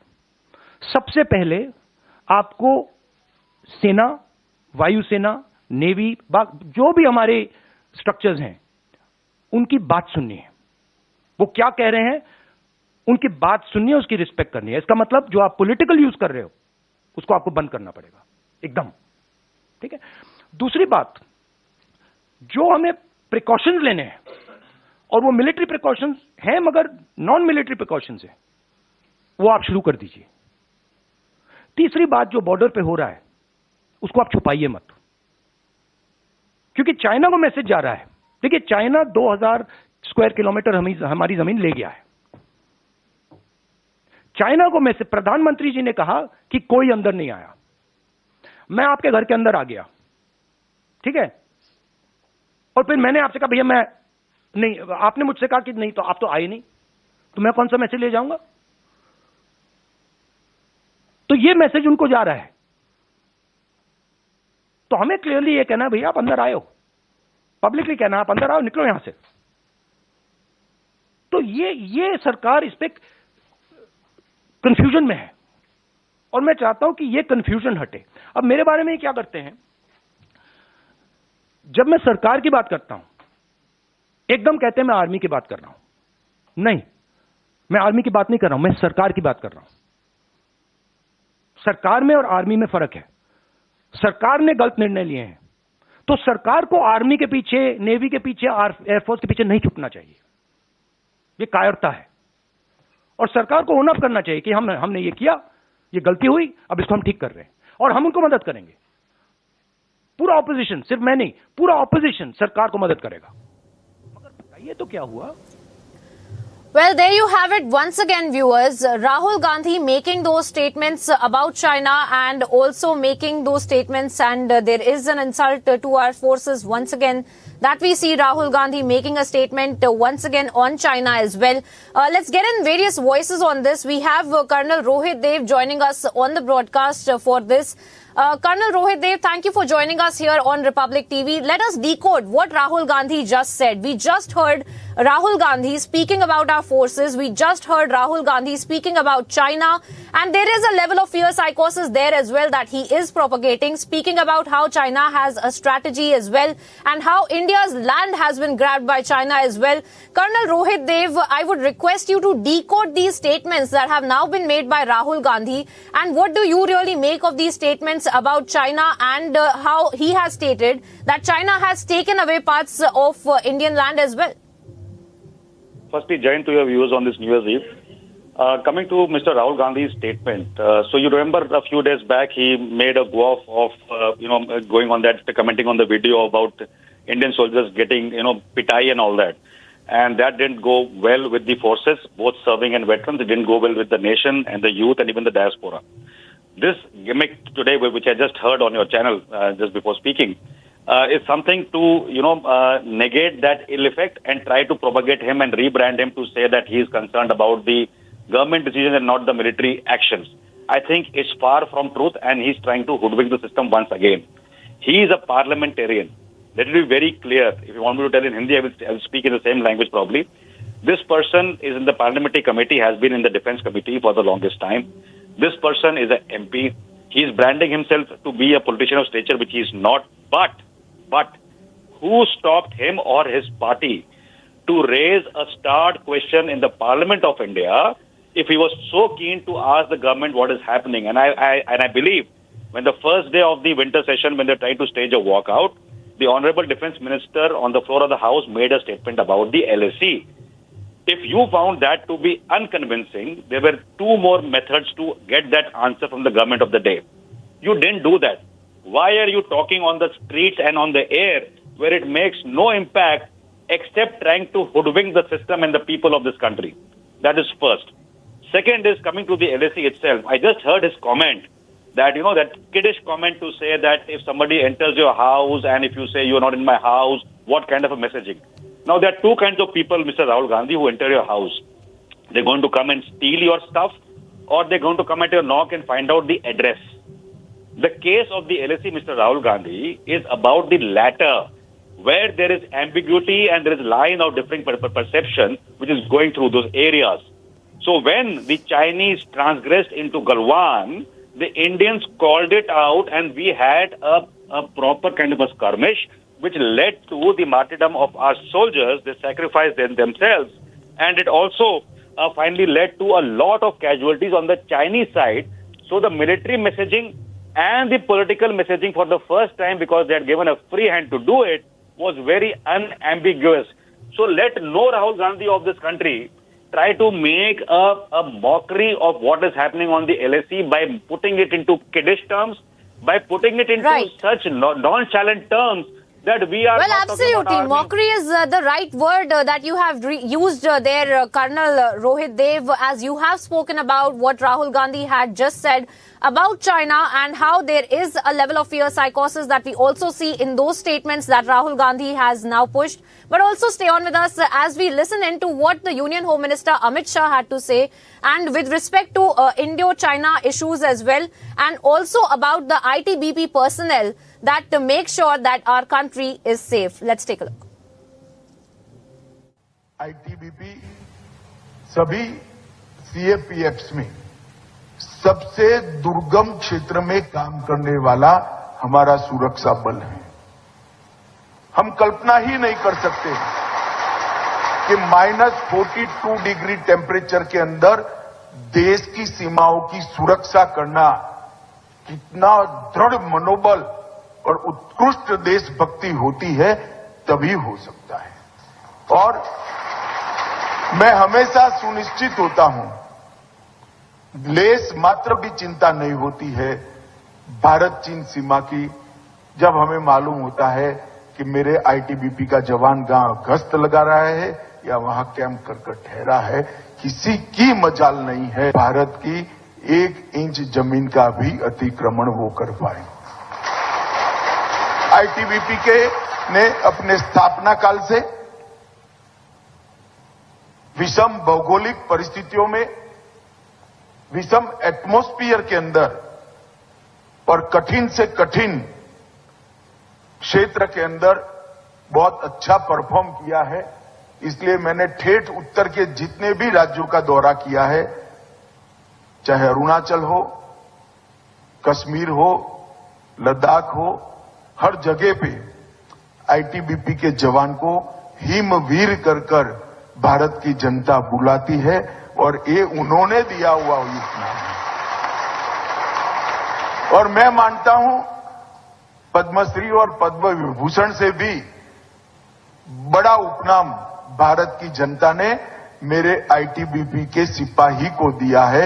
ये बहुत बड़ी उपलब्धि है क्योंकि ये सरकारी उपनाम नहीं है। Slipping into a very short break here now, viewers, getting you updates on the other side, how the opposition rejects the Bharat Jodo Yatra. Even leaders mock the Yatra, but Vadra Congress, in denial, pitches Rahul as the Prime Minister face.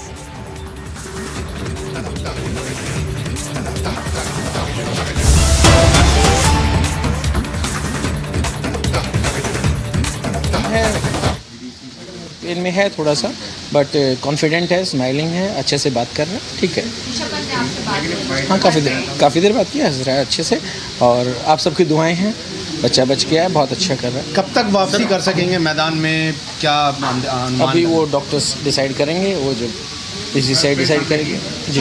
Sir, क्या यहाँ के doctor BCCI की medical team के साथ touch में? हाँ, पूरे touch में, इंजरी जो है हर यहाँ की सारे डॉक्टर्स बीसीसीआई के डॉक्टर से टच में हैं, जैसे अब खुद मॉनिटर कर रहे हैं, सब कुछ टच में। तो आज यहाँ से शिफ्ट करने की कोई प्लानिंग अभी नहीं है? नहीं कर कुछ। तो अभी आगे के कुछ दिन मैक्स में यहाँ देहरादून में ही ट्रीटमेंट चलेगा और आप भी कॉन्फिडेंट हैं? सर, मुझे आगे का तो नहीं पता कितने दिन ट्रीटमेंट क्या रहेगा, पर अभी वो ठीक है, यहीं है। तो अभी कुछ दिन यहीं पे रहने के आसार है? अभी रिकवरी हो रही है अच्छे से। रिकवरी अच्छे से हो रही है। He is smiling and God is kind and graceful. Sir, Rishabh ने कुछ बताया कि एक्सीडेंट के क्या कारण रहे, कुछ आपकी बात हुई अच्छी? देखो, रात का टाइम था, वो कहता कुछ बचा रहा था, गड्ढा सा कोई आ गया था, उसको बचा रहा था गड्ढे से कुछ दिख गया था। फैमिली मेंबर से माता जी से बात हुई है, वो हाँ, क्या कह रहे हैं? क्या ट्रीटमेंट लिए यहाँ से कहीं ले जा सकते हैं? उनकी कुछ ऐसी इच्छा है? नहीं, ट्रीटमेंट ठीक चल रहा है, अच्छा चल रहा है, डॉक्टर्स टच में हैं, हमारे बीसीसीआई के डॉक्टर्स भी टच में हैं इनसे, तो ऐसा कुछ नहीं है, ठीक है। डॉक्टर से मेरी बात हुई है, उनके कंसेप्ट क्लियर हैं। लिगमेंट में है, नहीं, उसका अभी नहीं छड़ा है। सर, ये हुआ था कि टो की और नी की एमआरआई नहीं हो पाई थी कल, तो वो आज होगी, कब होगी, कुछ इसके ऊपर बात हुई आपकी? नहीं, अभी मेरी बात नहीं इसके। एमआरआई स्कैनिंग कब होगी?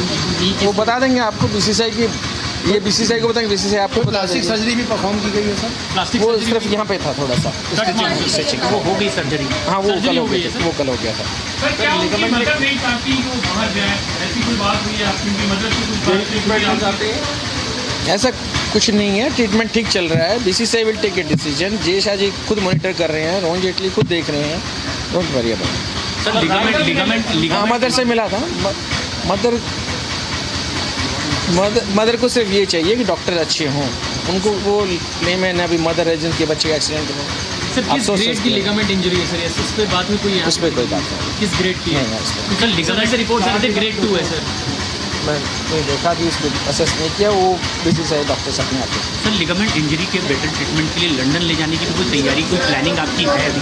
मुझे नहीं पता, बीसीसीआई विल डिसाइड. सर सामने देखिए, बट अगर पॉसिबल हुआ तो ले जाया जा सकता है लंदन. आप ये बताइए, किसी भी प्लेयर को, इंडियन प्लेयर को अगर कहीं जरूरत होगी बेस्ट ट्रीटमेंट की तो हर जगह ले जा सकता है, कभी भी ले जाया जा सकता है. तो डॉक्टर्स फिलहाल ऐसा कुछ सजेस्ट नहीं कर रहे हैं कि इन्हें बाहर ले जाने के लिए. अभी तो और चीज़ों पे वो ध्यान दे रहे हैं, लिगामेंट पे नहीं देख रहे हैं. आखिरी फैसला हर मामले में बीसीसीआई करेगी. डॉक्टर्स से टच में है, डॉक्टर्स बेस्ट जो इंडिया के डॉक्टर्स सब डिसाइड करते हैं. और बीसीसीआई के एक्सपर्ट डॉक्टर्स जो होंगे वो क्या यहाँ पर आ रहे हैं, हमने देखा है. अभी मुझे कुछ ठीक है. Thank you. Rishabh Pant ji family से बात हुई सर, क्या बताया, क्या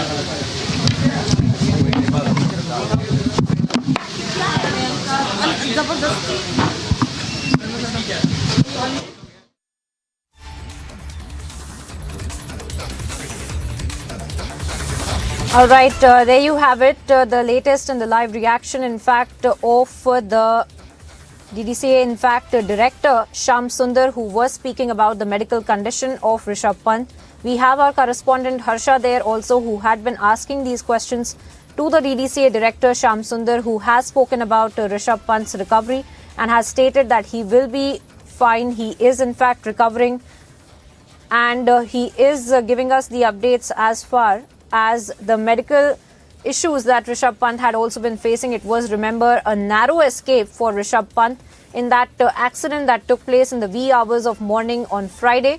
Let me also bring in my colleague Harsha on the broadcast. Harsha, you were able to speak with the DDCA as well, officials, and what have you gotten an update as far as the medical condition of Rishabh Pant is concerned? What are the updates that DDCA in fact has also given to you there?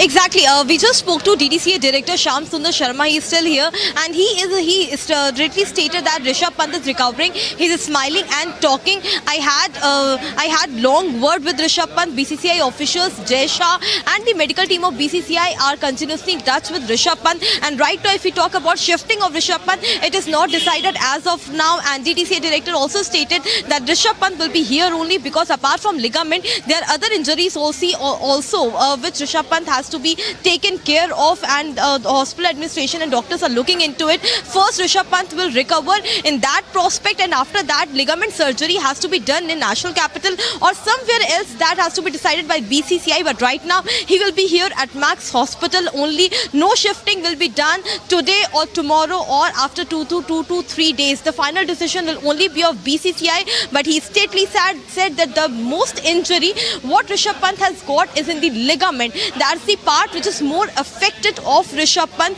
and that is what is the concern for BCCI and DDCA. But Rishabh Pant is fine. He is stable. He's talking. He's conscious. He's smiling. And the DDCA official clearly stated that now they are moving back to Delhi.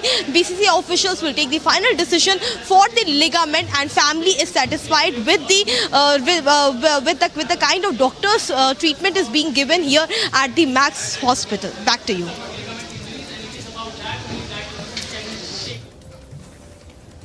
And that being said, Harsha, we also heard those questions being asked to the DDCA officials as well as far as Rishabh Pant being shifted to another place is concerned, because since morning we were getting updates that it is likely that he will be moved to New Delhi or some other place as well for further of his so that he can recover quickly as well. So speak to us a little bit about the condition as of now of Rishabh Pant, and also about whether or not he will be taken from there in Dehradun as well.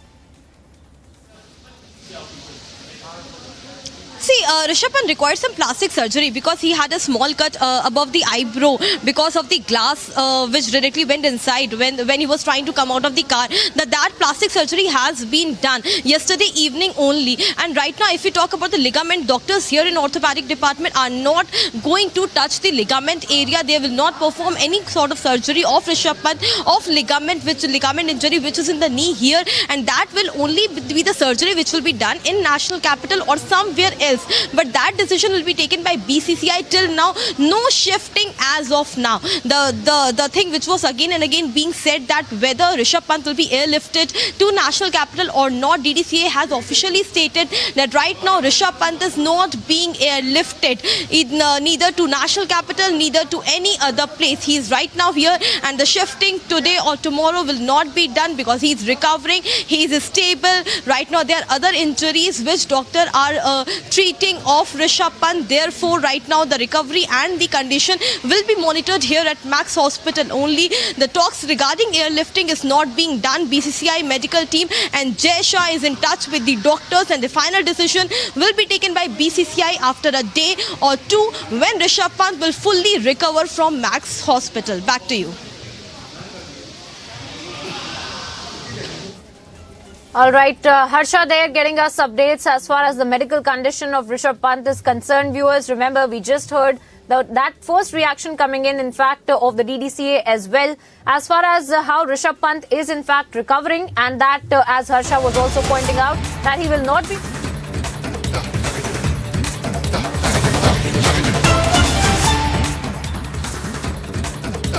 War में तब हम जनसंघ थे, जनसंघी नहीं। राष्ट्रीय स्वयंसेवक संघ ने इस कदर समर्थन किया था कि नेहरू जी ने न सिर्फ प्रशंसा की थी बल्कि 26 जनवरी में बुलाया था।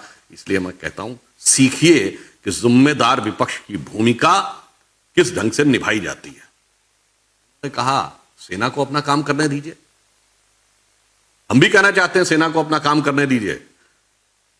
बैरक ओबामा ने अपनी किताब द प्रॉमिस लैंड में 2010 में भारत की विजिट के दौरान डॉक्टर मनमोहन सिंह के संदर्भ से यह लिखा है कि 26/11 के हमले के बाद सेना कड़ी कार्रवाई के लिए तैयार थी, पर उस समय आपकी सरकार ने इसलिए कार्रवाई नहीं की कि आपको लगा उससे उपजे वातावरण से भारतीय जनता पार्टी को लाभ ना हो जाए। काम करने दीजिए।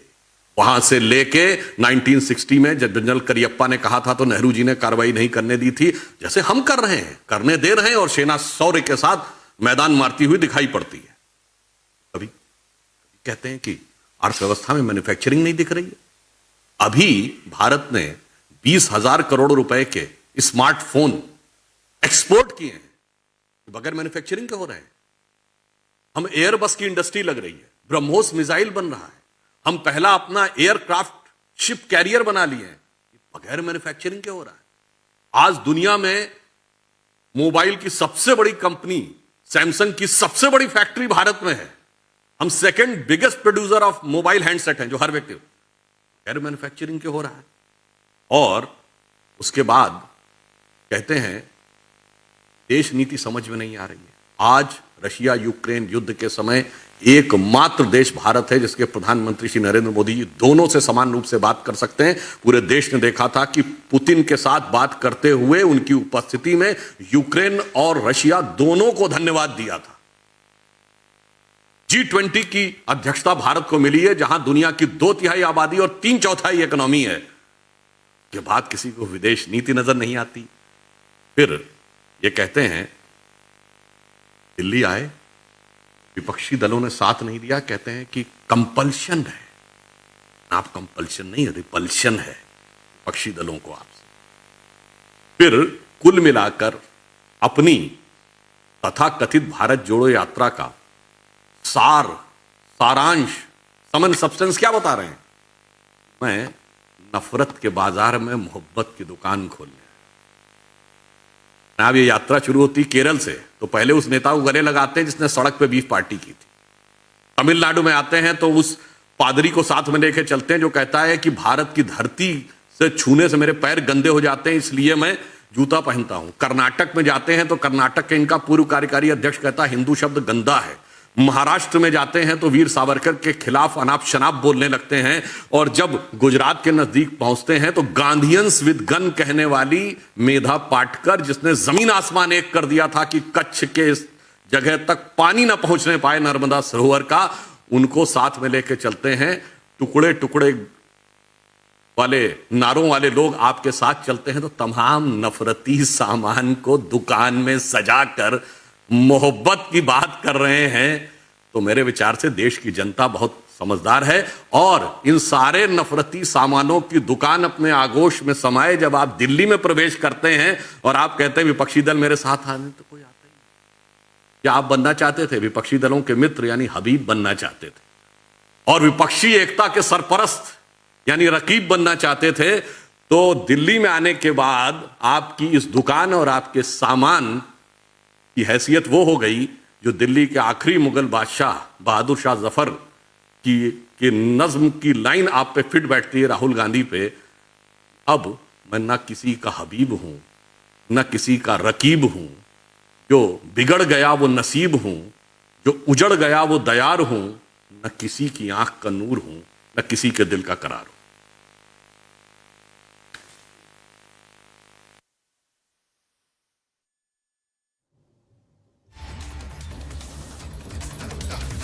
All right, so that was the BJP press conference of Sudhanshu Trivedi, in fact, who has hit out against Rahul Gandhi for how he has made those statements about China, and he has also made statements about him being the face for the prime ministerial face, in fact, for the opposition in 2024.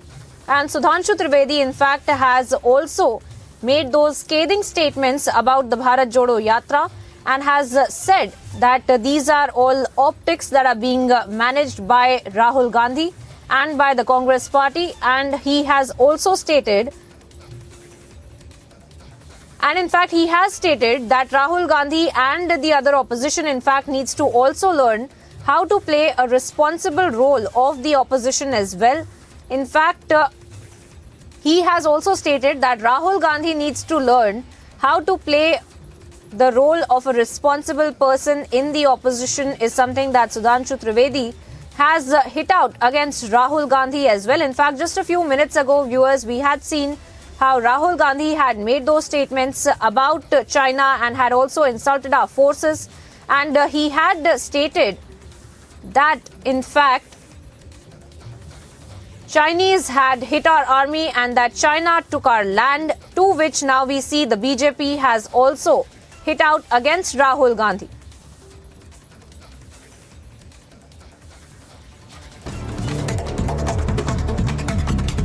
And here's some news in brief, viewers. A missing report has been registered following the disappearance of para-athlete Jyoti Baweja, and brother of Jyoti, Jatin Bajwa, in fact, has stated that he dropped Jyoti at the Janakpuri East metro station at around 5 p.m. on December 19, and she boarded the metro for RK Ashram metro station.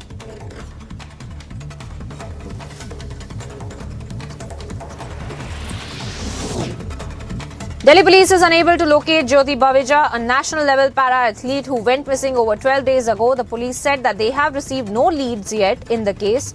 Police said that the para-athlete identified as Jyoti Bajwa was last located near Paharganj, and after that she disappeared.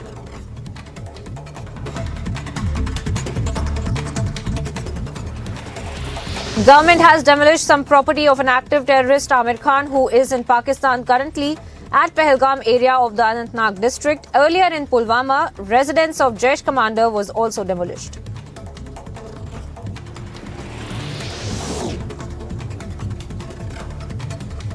A massive fire broke out in the Jamia Masjid of Ramban district. Sources claim that fire broke out late last night. No loss of life has been reported, although premises got burned to large extent.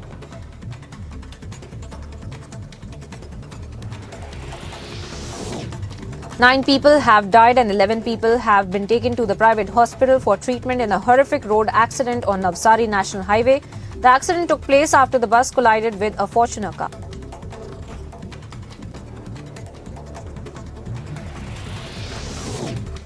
Taking stock of the tragic road accident in Navsari, Prime Minister Narendra Modi expressed his condolences and announced an ex gratia of Rs 2 lakh to be given to the next of kin of each deceased, while those injured would be given Rs 50,000.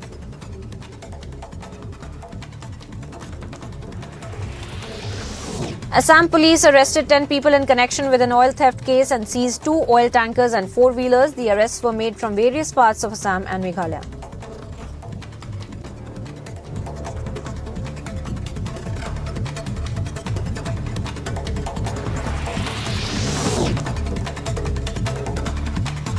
The CID crime branch of Odisha stepped up in the investigation of the death of two Russian nationals in Rayagada, and the crime branch and FSL teams visited the Sai International Hotel where the victims were found dead.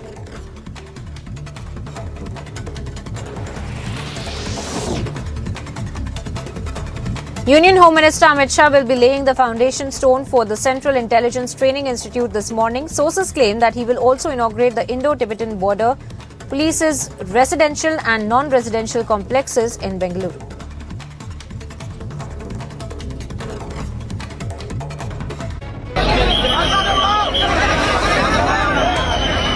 Rahul Gandhi's Bharat Jodo Yatra has been a flop show. The opposition has rejected it. Even Congress leaders have mocked Rahul's Yatra. Original Bharat जोड़ो से भी ज्यादा भीड़ है original Bharat जोड़ो से भी ज्यादा भीड़. But the Vadra Congress seems to be in denial. Stoking a fresh controversy, Kamal Nath has now said that Rahul Gandhi will be opposition's prime ministerial face in 2024. Taking its sycophancy to a new level, Kamal Nath even added that Rahul's Bharat Jodo is not politics of power but for the common people of the country. But how will the big statement by Kamal Nath go down with opposition? Now that remains to be seen. Bureau Report for Republic TV. Time now here for a short break, viewers. Coming up on the other side, Sheezan Khan sent to 14-day judicial custody even as he files plea to demand security in jail.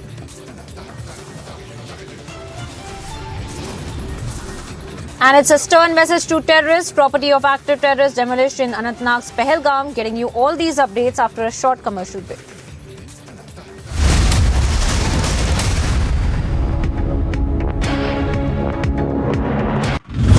क्या वो postmortem जो कि एक आम इंसान की जाती है ये उस तरीके से नहीं की गई वही मेरे को दुख है. मैं इतना ही बोल सकता हूँ 101% का वो मर्डर है. सच्चाई बताता तो मेरे को भी दबा के छोड़ देती थी. Raid which has taken place in a place called Tonikil, which is about 20 kilometers away from the capital city of Thiruvananthapuram. This particular home of the former zonal president of PFI. His home was raided, Nawaz. Now this is the very home where the raid had just been concluded. About 56 locations in Kerala like these, the two-tier PFI workers, their homes are being raided. Yesterday, in this very place of the Sidra, this encounter took place. This is the truck in which those terrorists were traveling. This grass they were carrying in, and this is the kathua made. So it possibly suggests that they loaded this truck from the kathua area, and somewhat there only the terrorists transferred or shifted to this consignment. But they gathered and they entered this truck only somewhere near Kathua. क्या वो postmortem जो कि एक आम इंसान की जाती है ये उस तरीके से नहीं की गई वही मेरे को दुख है. मैं इतना ही बोल सकता हूँ 101% का वो मर्डर है. सच्चाई बताता तो मेरे को भी दबा के छोड़ देती थी. Raid which has taken place in a place called Tonikil, which is about 20 kilometers away from the capital city of Thiruvananthapuram. This particular home of the former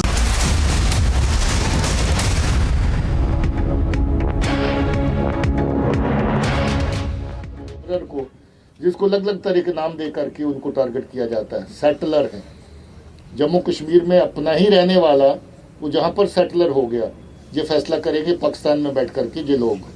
इसलिए इस तरह की वो गलत नरेशन जो है पहले पैदा करते हैं जिससे इस तरह की कार्रवाइयों को जस्टिफाई किया जाए. बाहर से आके मजदूर अगर आपके बाग बगीचे में काम करता है, कश्मीर में लोगों के कारोबार में मदद करता है, वो सेटलर कैसे हो गया? उसके शायद पास बेचारे के पास शायद एक कमरे का रहने का ढंग का कोई कहीं कहीं इंतजाम भी नहीं होता है. तो इस तरीके से मैं जितनी भी कार्रवाइयाँ पीछे हुई, नॉन लोकल लेबरर के खिलाफ जो कार्रवाई हुई, उनको अगर आप एनालाइज करें तो किसी के घर के सहन में कहीं एक टूटे कमरे में रहता है, कोई 3-4 लोग मिलकर के जो मजदूरी करते हैं, कहीं एक टूटा शेड किसी का बाहर किराए पे ले रखा उसमें रहते हैं, जिनको सेटलर का नाम दे के टारगेट किया जाता है. सो इस तरह की जो नरेटिव है वो बिल्कुल मोटिवेटेड है, बिल्कुल फॉल्स है, बिल्कुल जो मिस्चीवियस है. और इस तरह के नरेटिव के तहत टारगेटिंग करना जो है वो एक इनका काम बन गया है, जिससे एक डर का माहौल पैदा किया जा सके. मैंने आपको पहले ही बताया कि इस तरह की कार्रवाइयों में जितने भी मॉड्यूल शामिल थे, एक केस को छोड़ करके सब के सब मॉड्यूल हम लोग खत्म कर चुके हैं और खत्म करते जाएंगे, छोड़ेंगे नहीं। चाहे उनका कहीं से भी साजिश बनाने का सिलसिला हो, कहीं एग्जीक्यूट करने वाला बंदा कहीं से भी शामिल हो। अभी जो धमकियां फमकियां, ऐसा नहीं कि सिर्फ माइनॉरिटी के खाते में, कभी पुलिस के खाते में, कभी फोर्स के खाते में, जो काम करता है, जो जमीन पे चलता है, उसको सब किसी को थोड़ा बहुत खतरा ऐसे माहौल में रहता है। सड़क पे चलते अगर एक्सीडेंट का खतरा हो तो सड़क पे चलना बंद किया जा सकता है क्या? कल को कोई इस तरह की धमकी दे के अपना घर पे बैठ जाओ तो घर पे बैठ जाएंगे क्या? हमें तो कार्रवाई करनी है उसके खिलाफ, और वो कार्रवाई हम कर रहे हैं और वो कार्रवाई और सख्ती से करेंगे। दिलबाग सिंह जी, एक सवाल मेरा है, मिलिटेंसी पे आपने बहुत काबू पाया हुआ है, मगर ट्रैफिक हादसों पे रोज मृत्युएं होती है, मरते रहते हैं, इसके ऊपर कोई लगाम नहीं लगाई जा रही है।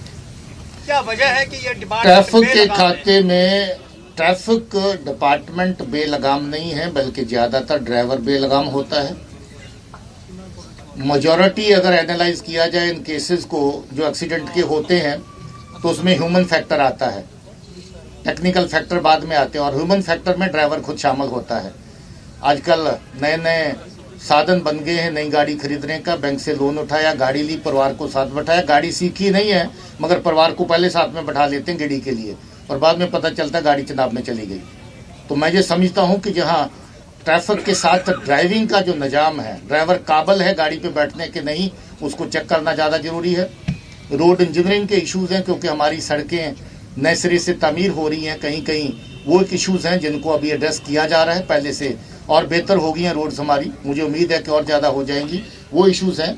और जहाँ तक ट्रैफिक रेगुलेशन का सवाल है, ट्रैफिक रेगुलेशन जैसे मैंने कहा पहले से बेहतर हुई है, उसको और बेहतर करने जा रहे हैं। सर, सिंद्रा वाला जो एनकाउंटर है सर, उसकी जांच कहां तक पहुंची है? मिलिटेंट्स के बारे में कुछ पता लगा, कब आए थे, और जो ड्राइवर है सर उसकी तलाश कहां है? उस केस में All right, so we have just heard the Jammu and Kashmir DGP, in fact, speaking about the kind of terrorist activities that are being carried out there in Jammu and Kashmir, and how the forces have been successful in also overpowering various terrorist activities there in Jammu and Kashmir. That was Dilbag Singh, the DGP of Jammu and Kashmir, in fact, speaking about the terrorist activities being conducted there in the Kashmir Valley. Terror group TRF has issued another set of threat to the Kashmiri Pandit. Another list of the Kashmiri Pandit has been shared by the terror group TRF, which is a Lashkar-backed group, and this is the 5th threat letter that has been issued by the terror group against the Kashmiri Pandits. And the Kashmiri Pandits here are demanding a protest for over 200 days, and they are saying that only solution they are seeking is the relocation out of the Kashmir Valley, as continuous threats are being issued to the Kashmiri Pandit community. कल एक और threat letter आया है जिसमें कहा गया है कि अब इन्हें टारगेट बनाया जाएगा। लगातार लिस्ट के टेरर ग्रुप जो है वो अपलोड्स कर रहे हैं। यस, वही एक सबसे बड़ा क्वेश्चन है कि ये टेरर लिस्ट, जो थ्रेट लिस्ट, हिट लिस्ट कह सकते हैं आप, अलॉन्ग विद नेम, ये कंटिन्यूसली आ रही है, और एडमिनिस्ट्रेशन का पहला काम था इस पे रोक लगाना। क्या वो कामयाब हुए इसमें रोक लगाने में? एडमिनिस्ट्रेशन आज ये बताए मई 12 के बाद घाटी के हालातों में आपने ऐसा क्या चेंज किया जिसकी वजह से कश्मीरी पंडित एम्प्लॉयज वहां ड्यूटी कर सके? क्या आपने एक भी चेंज सजेस्ट की? क्या आप ऐसा कर पाए? लेकिन नहीं, आपने जो काम सबसे क्विकली किया वो था इनको ऑप्रेस करना, इनको सप्रेस करना, इनकी सैलरीज बंद करके इनकी हार्डशिप बढ़ाना। You totally failed to save the lives of minorities in Kashmir. एक तरफ से गवर्नमेंट हमें हैरास कर रही है कि सैलरीज बंद। हम तो गवर्नमेंट से यही पिछले 1 साल से यही कह रहे हैं, जब से ये प्रोटेस्ट चल रहा है, कि हमारी जान बचाइए और हमें रिलोकेट जम्मू कीजिए, जम्मू के आरसी हाउस में अटैच कीजिए। हमने और क्या मांगा है गवर्नमेंट से? लगातार जो कश्मीरी पंडित समुदाय है वो यहाँ पर विरोध प्रदर्शन कर रहा है, और एक ही मांग है कि इन्हें जो है जम्मू रिलोकेट किया जाए कश्मीर घाटी से। हाथों में ये तख्तियाँ लिए ये मांग कर रहे हैं कि क्या सरकार एक और मसैकर का इंतजार कर रही है, और तभी कश्मीरी पंडितों को जो है वो कश्मीर घाटी से स्थानांतरित किया जाएगा।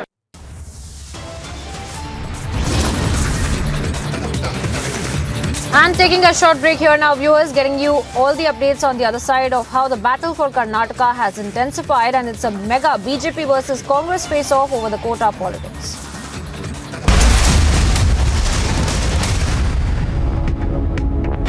raid which has taken place in a place called Thonikil, which is about 20 kilometers away from the capital city of Thiruvananthapuram. This particular home of the former zonal president of PFI. His home was raided, Nawaz. Now this is the very home where the raid had just been concluded. About 56 locations in Kerala like these, the two-tier PFI workers, their homes are being raided. Yesterday, in this very place of the Sidra, this encounter took place. This is the truck in which those terrorists were traveling, this grass they were carrying in, and this is the kathua made. So it possibly suggests that they loaded this truck from the kathua area, and somewhat there only the terrorists transferred or shifted to this consignment. But they gathered and they entered this truck only somewhere near Kathua. क्या वो postmortem जो कि एक आम इंसान की जाती है, ये उस तरीके से नहीं की गई? वही मेरे को दुख है। मैं इतना ही बोल सकता हूँ, 101 तक का वो मर्डर है। सच्चाई बताता तो मेरे को भी दबा के छोड़ देती थी।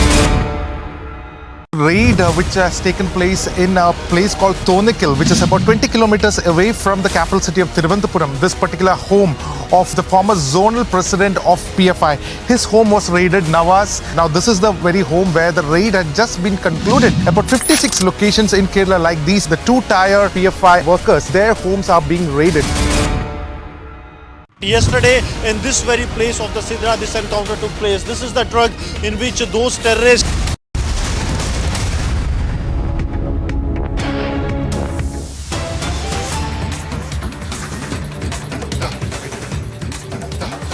All right, welcome back, viewers. Coming across to some breaking updates that we are picking up as far as the meeting between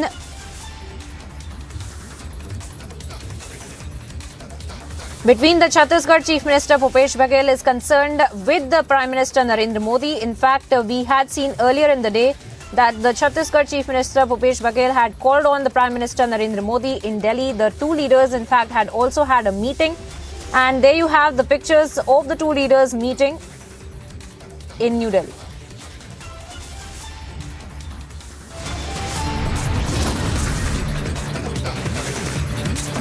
And slipping into a very short break here now, viewers, getting you updates on the other side of how it's a stern message to the terrorists. Property of active terrorists demolished in the Anantnag's Pahalgam district.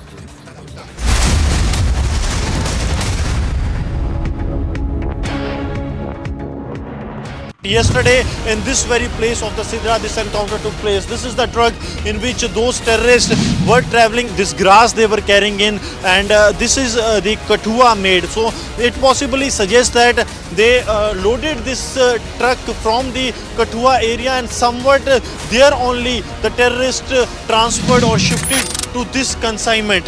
But they gathered and they entered this truck only somewhere near Kathua. क्या वो postmortem जो कि एक आम इंसान की जाती है, ये उस तरीके से नहीं की गई? वही मेरे को दुख है। मैं इतना ही बोल सकता हूँ, 101 तक का वो मर्डर है। सच्चाई बताता तो मेरे को भी दबा के छोड़ देती थी। Raid which has taken place in a place called Thonikil, which is about 20 kilometers away from the capital city of Thiruvananthapuram. This particular home of the former zonal president of PFI. His home was raided, Nawaz. Now this is the very home where the raid had just been concluded. About 56 locations in Kerala like these, the two-tier PFI workers, their homes are being raided. Yesterday, in this very place of the Sidra, this encounter took place. This is the truck in which those terrorists were traveling, this grass they were carrying in, and this is the kathua made. So it possibly suggests that they loaded this truck from the kathua area, and somewhat there only the terrorists transferred or shifted to this consignment. But they... The thing that the Chinese have done is that now they are buying Indian COVID vaccines on the black market. Now, ladies and gentlemen, I'll have you know that buying Indian COVID vaccines in China is illegal. But the problem is that the Chinese don't trust their own drugs. So there is an illegal trading of Indian vaccines which is happening on Chinese social media. Common Chinese don't have access to global social media. They're not there on Twitter or Facebook because all these are banned and blocked inside China. But on local Chinese social media platforms, they are trading Indian drugs.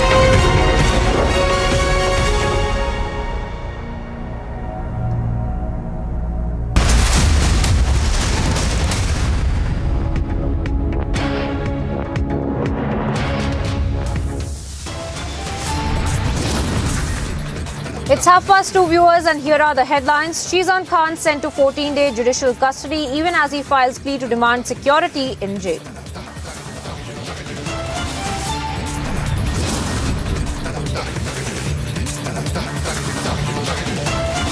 Cricketer Rishabh Pant recovering and as of now not going to be shifted to Delhi for further treatments.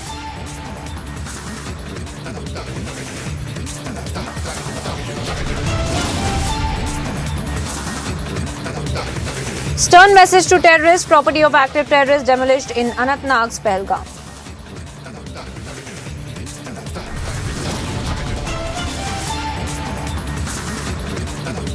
Rattled by constant crackdown, Lashkar offshoot issues fresh hit list of Kashmiri Pandit employees.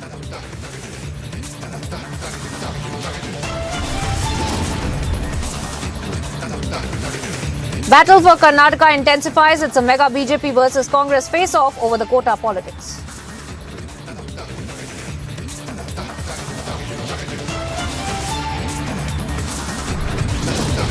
Opposition rejects Bharat Jodo. Even leaders mock the Yatra, but Vadra Congress, in denial, pitches Rahul as the prime ministerial face.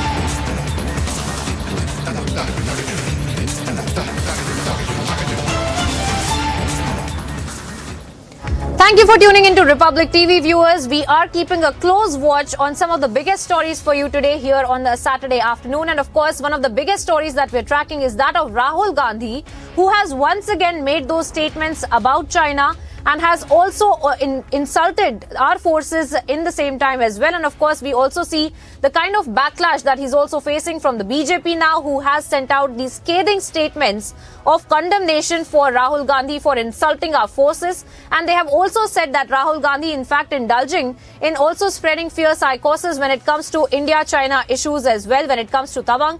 Let's also listen in, viewers, as to what Rahul Gandhi had to say about our forces.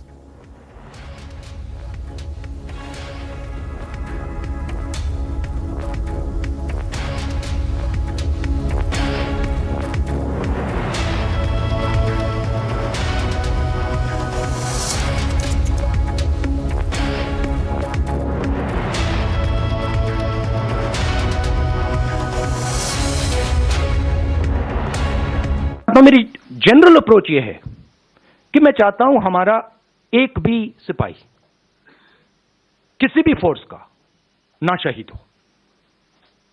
ये मेरी starting position है कि मतलब मैं ये नहीं चाहता हूं कि हम इस चीज को कैजुअली लें,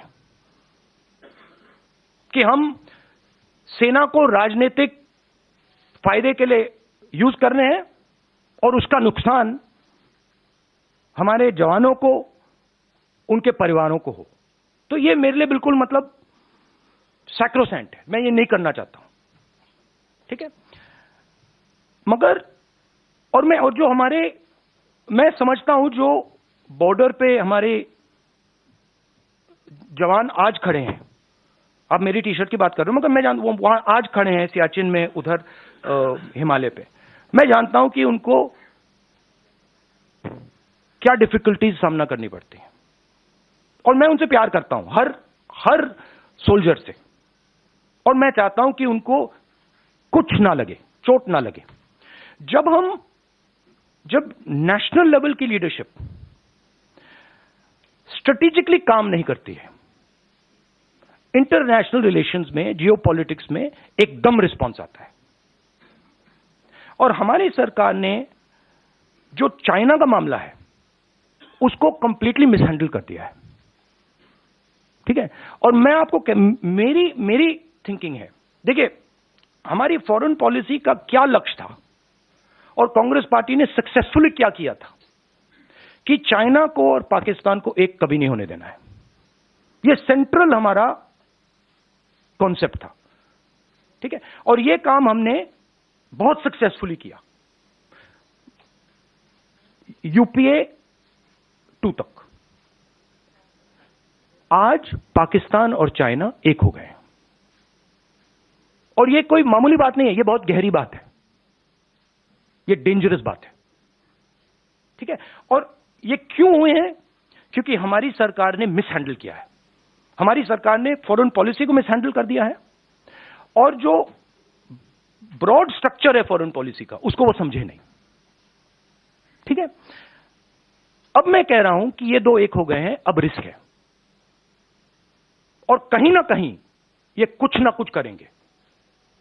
और पहला कदम इन्होंने ढोकलाम में लिया और दूसरा कदम इन्होंने लद्दाख में लिया। मेरे लिए, मेरी व्यू पॉइंट से ये प्रिपरेशन है, अगर नहीं है तो बहुत अच्छा, मगर मुझे लग रहा है कि ये प्रिपरेशन कर रहे हैं। और मैं सरकार को कह रहा हूं कि it is not if, it is when. Meaning अब आपको पूरी प्रिपरेशन करनी है, और उस प्रिपरेशन में दो तीन चीजों की जरूरत है। सबसे पहले आपको सेना, वायुसेना, नेवी, जो भी हमारे स्ट्रक्चर्स हैं उनकी बात सुननी है। वो क्या कह रहे हैं उनकी बात सुननी है, उसकी रिस्पेक्ट करनी है। इसका मतलब जो आप पॉलिटिकल यूज कर रहे हो उसको आपको बंद करना पड़ेगा एकदम, ठीक है।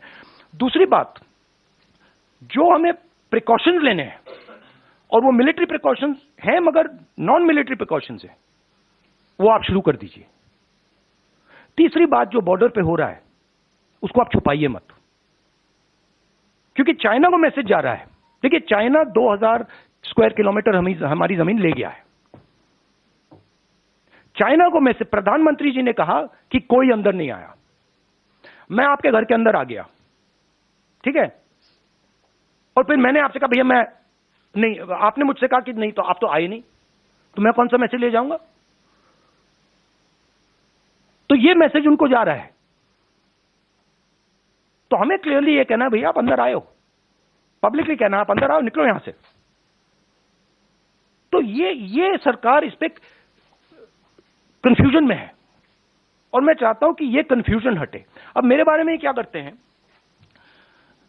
जब मैं सरकार की बात करता हूं एकदम कहते हैं मैं आर्मी की बात कर रहा हूं। नहीं, मैं आर्मी की बात नहीं कर रहा हूं, मैं सरकार की बात कर रहा हूं। सरकार में और आर्मी में फर्क है। सरकार ने गलत निर्णय लिए हैं तो सरकार को आर्मी के पीछे, नेवी के पीछे, एयरफोर्स के पीछे नहीं छुपना चाहिए, ये कायरता है। और सरकार को ओन अप करना चाहिए कि हमने ये किया, ये गलती हुई, अब इसको हम ठीक कर रहे हैं और हम उनको मदद करेंगे। पूरा ऑपोजिशन, सिर्फ मैं नहीं, पूरा ऑपोजिशन सरकार को मदद करेगा। मगर बताइए तो क्या हुआ? So that was just Rahul Gandhi speaking about the China issue, speaking about Tawang, and also insulting our security forces as well, also pushing fear psychosis in a way when it comes to the Indo-China issue as well, to which now we also see the Union Home Minister Amit Shah responding and speaking about the ITBP personnel and how they are the ones who keep our country safe, and that China cannot take even an inch of the Indian land as well. Let's listen it. सभी सीएपीएफ्स में सबसे दुर्गम क्षेत्र में काम करने वाला हमारा सुरक्षा बल है। हम कल्पना ही नहीं कर सकते कि -42 डिग्री टेम्परेचर के अंदर देश की सीमाओं की सुरक्षा करना कितना दृढ़ मनोबल और उत्कृष्ट देशभक्ति होती है, तभी हो सकता है। और मैं हमेशा सुनिश्चित होता हूं, लेस मात्र भी चिंता नहीं होती है भारत चीन सीमा की, जब हमें मालूम होता है कि मेरे आईटीबीपी का जवान गांव गश्त लगा रहा है या वहां कैंप कर ठहरा है। किसी की मजाल नहीं है भारत की 1 इंच जमीन का भी अतिक्रमण वो कर पाए। आईटीबीपी ने अपने स्थापना काल से विषम भौगोलिक परिस्थितियों में, विषम एटमॉस्फेयर के अंदर और कठिन से कठिन क्षेत्र के अंदर बहुत अच्छा परफॉर्म किया है।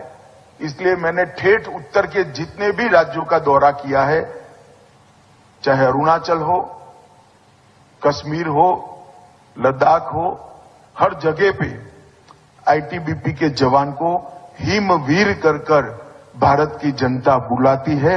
और ये उन्होंने दिया हुआ उपनाम है।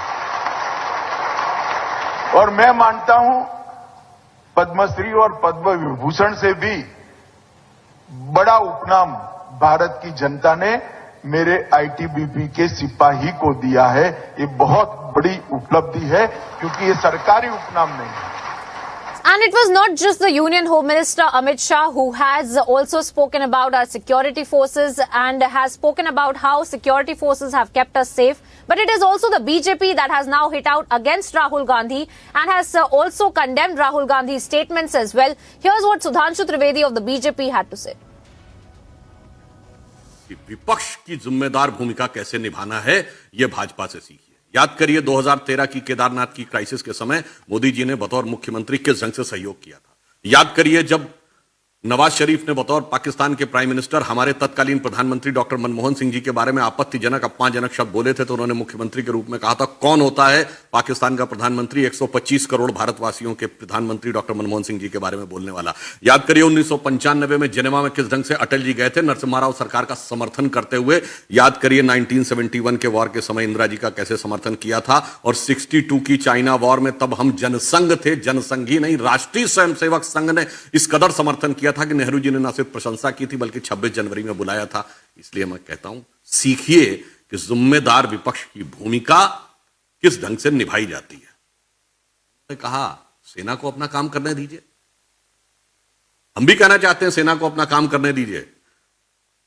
बैरक ओबामा ने अपनी किताब द प्रॉमिस लैंड में 2010 में भारत की विजिट के दौरान डॉक्टर मनमोहन सिंह के संदर्भ से यह लिखा है कि 26/11 के हमले के बाद सेना कड़ी कार्रवाई के लिए तैयार थी, पर उस समय आपकी सरकार ने इसलिए कार्रवाई नहीं की कि आपको लगा उससे उपजे वातावरण से भारतीय जनता पार्टी को लाभ ना हो जाए। काम करने दीजिए।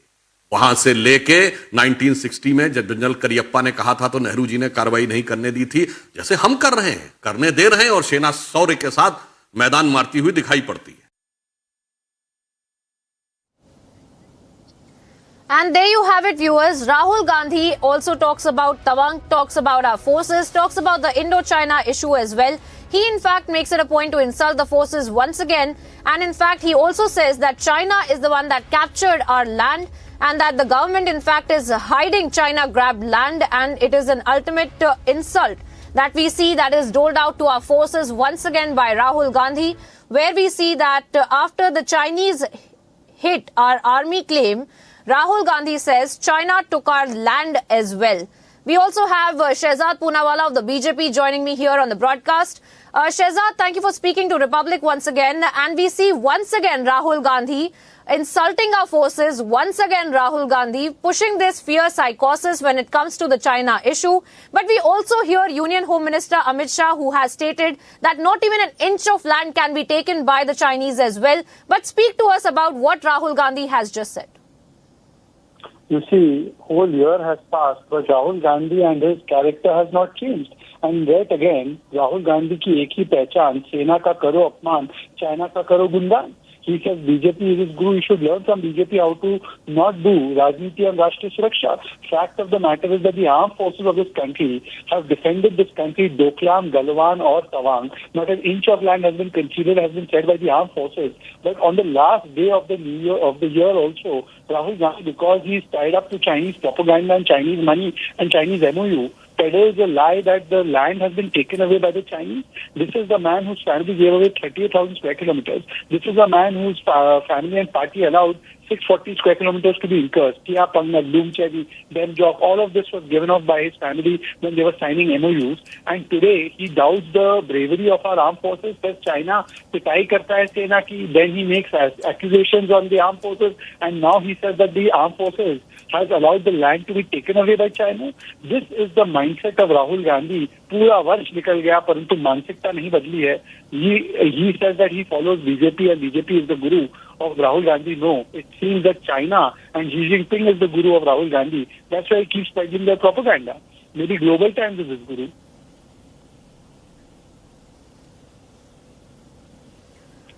All right. Thank you, Sheezan, for joining us here on Republic and sharing your perspective when it comes to Rahul Gandhi and the latest insult that he has doled out to our forces. Once again, viewers, where we see Rahul Gandhi commenting upon the China issue, and after we had seen those statements coming in about Tawang that he had also made when it comes to the Indo-China issue as well, and he had earlier also stated that the Chinese in fact had hit our forces, and now we see that Rahul Gandhi once again in another statement that he has made has insulted our forces and has stated that China has taken our land as well. In fact, viewers, we are getting various voices on this issue as well. In fact, we also have Major General Sanjay Soy, and he is in fact a defense expert who's joining us here. Thank you, Major General, for speaking to us here at Republic. And also, I would want you to comment upon the kind of statements that we have seen today Rahul Gandhi making. As far as the earlier statements are also concerned, he had spoken about Tawang and once again has also insulted our forces. Your first thoughts on the kind of statements that he has made about China, the kind of fear psychosis that he's also pushing about China as well. Thank you, Priyanka ji. In fact, as a veteran from Indian Army, I feel deeply hurt, sad. I feel like, what am I doing here as an Indian Army soldier? I mean, if the political statement, these kind of statements are made by Mr. Rahul Gandhi, which questions the Indian Army, the people who are deployed on minus 50 degrees, sitting on the borders, their families are celebrating New Year here, and they are celebrating New Year there alone, all by themselves, because they are sitting on the border. And as if Mr. Rahul Gandhi has made this statement, as if he's sitting in the Tawang. He was sitting there, watching the whole thing happening. I mean, you can't think, I can't imagine, what is he trying to do? Is he trying to lower the image of Indian armed forces among the people? He's sadly mistaken. This is absolutely the biggest fault he is doing. Because every Indian knows, the people know, that the most trustworthy organization in India, if it is there, that is the Indian Armed Forces are there. In fact, there are many surveys on this. Which organization you trust more? And that is the Indian Armed Forces. And if he is questioning the veracity, if he is questioning our dedication, commitment, the people who are making sacrifices there, that's very, very unfortunate. Very sad, I would say. I mean, I can't think of any Indian making such statement. What is he trying to do? What is he trying to say? That's very, I mean, I'm just, my blood is boiling. In fact, that's what I can say, that it's very, very unfortunate. And imagine the claims he's making. They've been trying to do this earlier also, whether it is the Balakot strike, whether it is the surgical strike. Every time they are trying to question what armed forces have done. And this is where, whether it is a Galwan or now, if people have got hurt, obviously, if there's a fight, fist fight, the fight is there, some people will get hurt. One has to see that why they got hurt and how many casualties they inflicted on the other side. And what is it, was it this land is personal land, the people who are protecting them? It is because I would say it is personal also, because this is our motherland. We are there on the border to save every inch. People did not let the fence come up there. Had the fence come up, had the soldiers not been alert, imagine the kind of reactive scenario we would have faced. There's a kind of alertness, and he's coaching that alertness. He's coaching the dedication. Well, absolutely. Major General Sanjay Soy, I absolutely understand the emotions with which you're talking about Rahul Gandhi, the emotions with which you are speaking about how Rahul Gandhi has also insulted our forces, understandably so. Sir, thank you for speaking to us here on Republic TV. Viewers, we are going to be keeping a very close watch on this developing story. For the moment, slipping it to a very short break.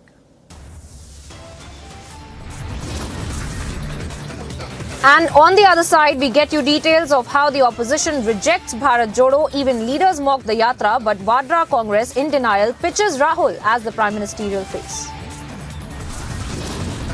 And rattled by the constant crackdown, Lashkar offshoot issues fresh hit list of Kashmiri Pandit employees. Getting you all of these updates after a short break.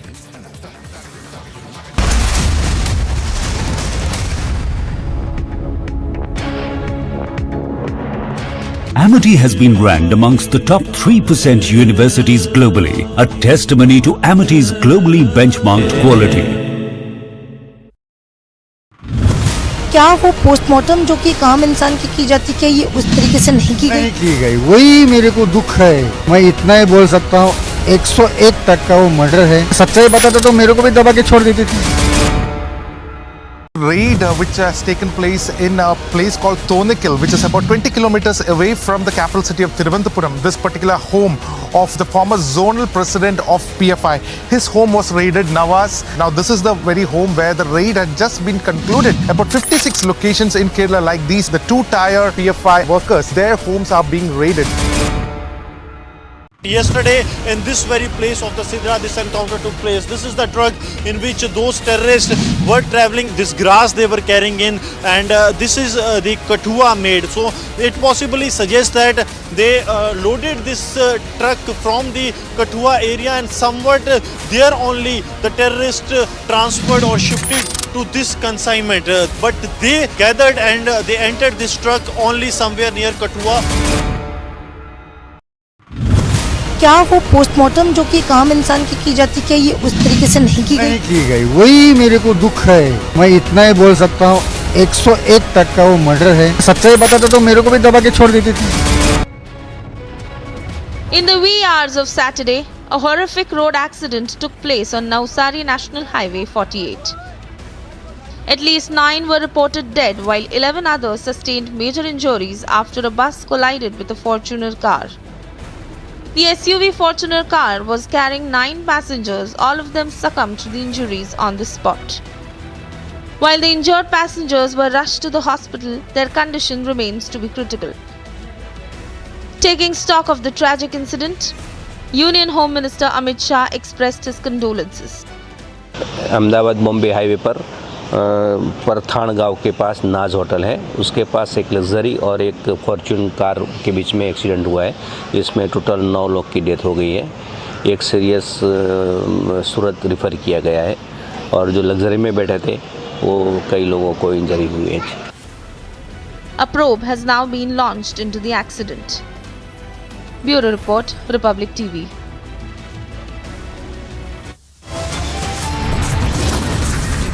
Time now here for a short break, viewers. Coming up on the other side, stern message to terrorists, property of active terrorists demolished in Anantnag's Pahalgam. Getting you all of these updates after a short break.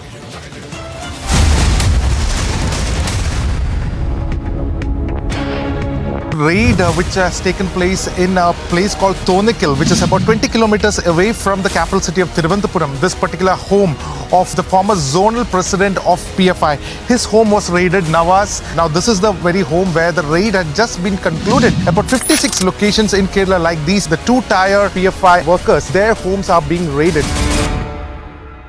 Yesterday, in this very place of the Sidra, this encounter took place. This is the truck in which those terrorists were traveling, this grass they were carrying in, and this is the Kathua made. So it possibly suggests that they loaded this truck from the Kathua area, and somewhat there only the terrorists transferred or shifted to this consignment. But they gathered and they entered this truck only somewhere near Kathua. क्या वो postmortem जो कि काम इंसान की जाती क्या ये उस तरीके से नहीं की गई? नहीं की गई, वही मेरे को दुख है। मैं इतना ही बोल सकता हूँ, 101 तक का वो मर्डर है। सच्चाई बताता तो मेरे को भी दबा के छोड़ देती थी। Raid which has taken place in a place called Thonikil, which is about 20 kilometers away from the capital city of Thiruvananthapuram. This particular home of the former zonal president of PFI. His home was raided, Nawaz. Now this is the very home where the raid had just been concluded. About 56 locations in Kerala like these, the two-tier PFI workers, their homes are being raided. Yesterday, in this very place of the Sidra, this encounter took place. This is the truck in which those terrorists were traveling, this grass they were carrying in, and this is the Kathua made. The Jammu and Kashmir administration bulldozed a one-story building at Lewar village in Pahalgam that belonged to terror group Hizbul Mujahideen's commander Amir Khan. According to sources, Ghulam Nabi Khan alias Amir Khan is a top operational commander of the Hizbul Mujahideen. He crossed over to Pakistan-occupied Kashmir in the early 90s. Jammu and Kashmir government demolished properties of Hizbul Mujahideen terrorist commander Amir Khan at Pahalgam in Anantnag district. This comes 3 weeks after the house of Jaish-e-Mohammed militant commander Ashik Nehru was demolished in Pulwama district. Nehru is a wanted JEM commander and an accused in the 2019 Pulwama attack in which 40 CRPF personnel were killed. India's mega crackdown on in full swing. Forces going all out on wiping out terrorists from the valley. Bureau Report, Republic TV.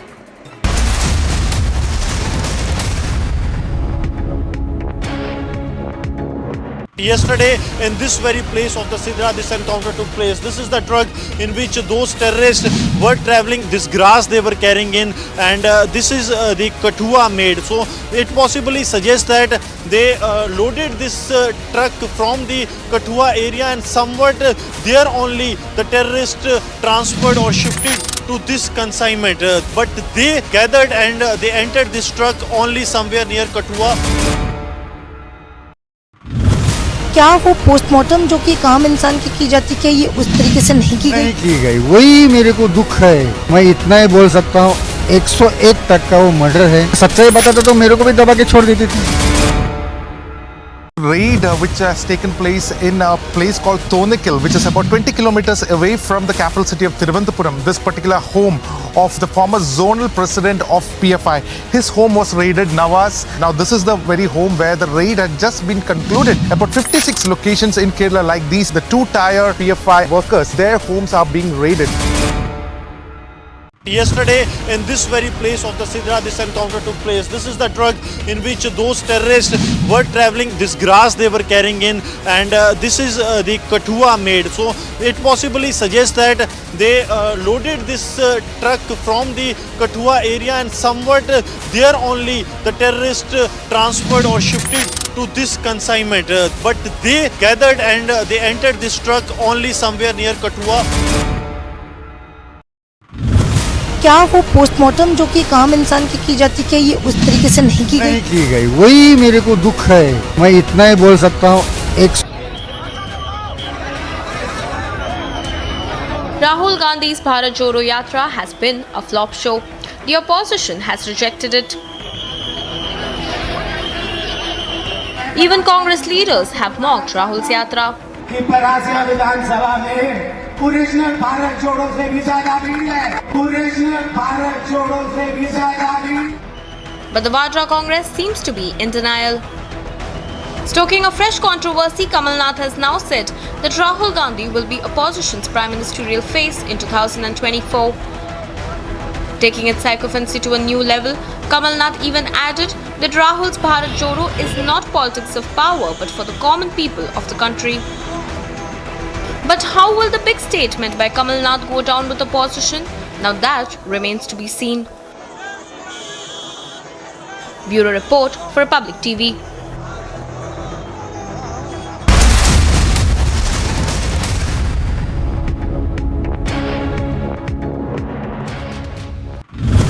क्या वो postmortem जो कि काम इंसान की जाती है ये उस तरीके से नहीं की गई? वही मेरे को दुख है। मैं इतना ही बोल सकता हूँ, 101 तक का वो मर्डर है। सच्चाई बताता तो मेरे को भी दबा के छोड़ देती थी।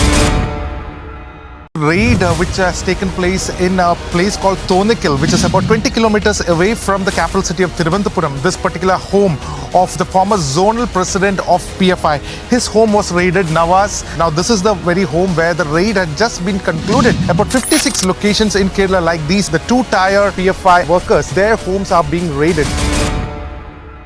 Yesterday, in this very place of the Sidra, this encounter took place. This is the truck in which those terrorists were traveling, this grass they were carrying in, and this is the Kathua made. So it possibly suggests that they loaded this truck from the Kathua area, and somewhat there only the terrorists transferred or shifted to this consignment. But they gathered and they entered this truck only somewhere near Kathua. क्या वो postmortem जो कि काम इंसान की जाती है ये उस तरीके से नहीं की गई? वही मेरे को दुख है। मैं इतना ही बोल सकता हूँ, 101 तक का वो मर्डर है। सच्चाई बताता तो मेरे को भी दबा के छोड़ देती थी। Raid which has taken place in a place called Tonikil, which is about 20 kilometers away from the capital city of Thiruvananthapuram. This particular home of the former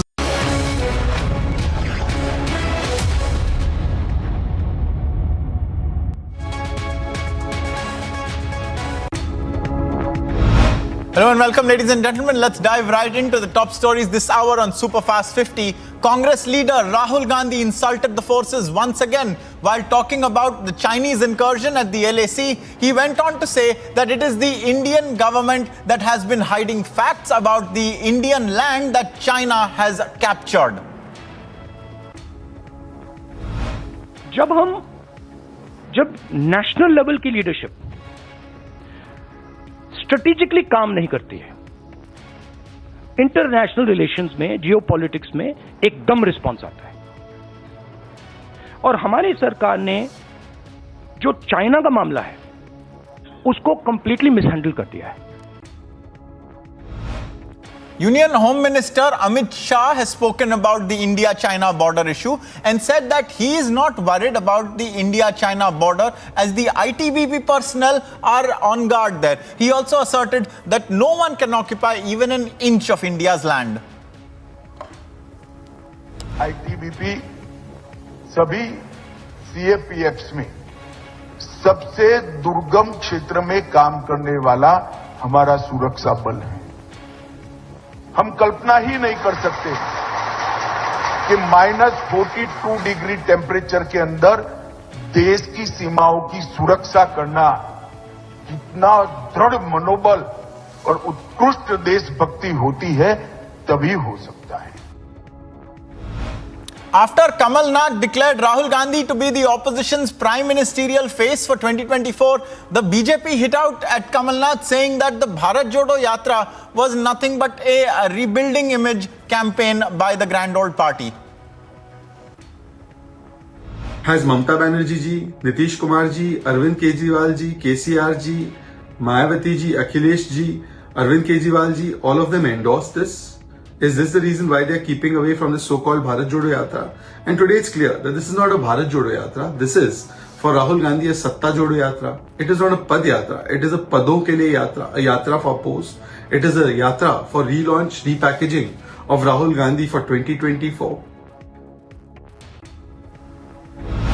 Team India cricketer Rishabh Pant had a lucky escape yesterday when his car had a horrific accident. In the latest update, an image of the X-ray report of Rishabh Pant has been accessed by Republic, where notably a ligament tear in his right knee is clearly evident. A team of Delhi District Cricket Association (DDCA) visited the Max Hospital in Dehradun to monitor Rishabh Pant's health. If required, they may shift him to Delhi. However, it is to be noted that Pant's health has been improving.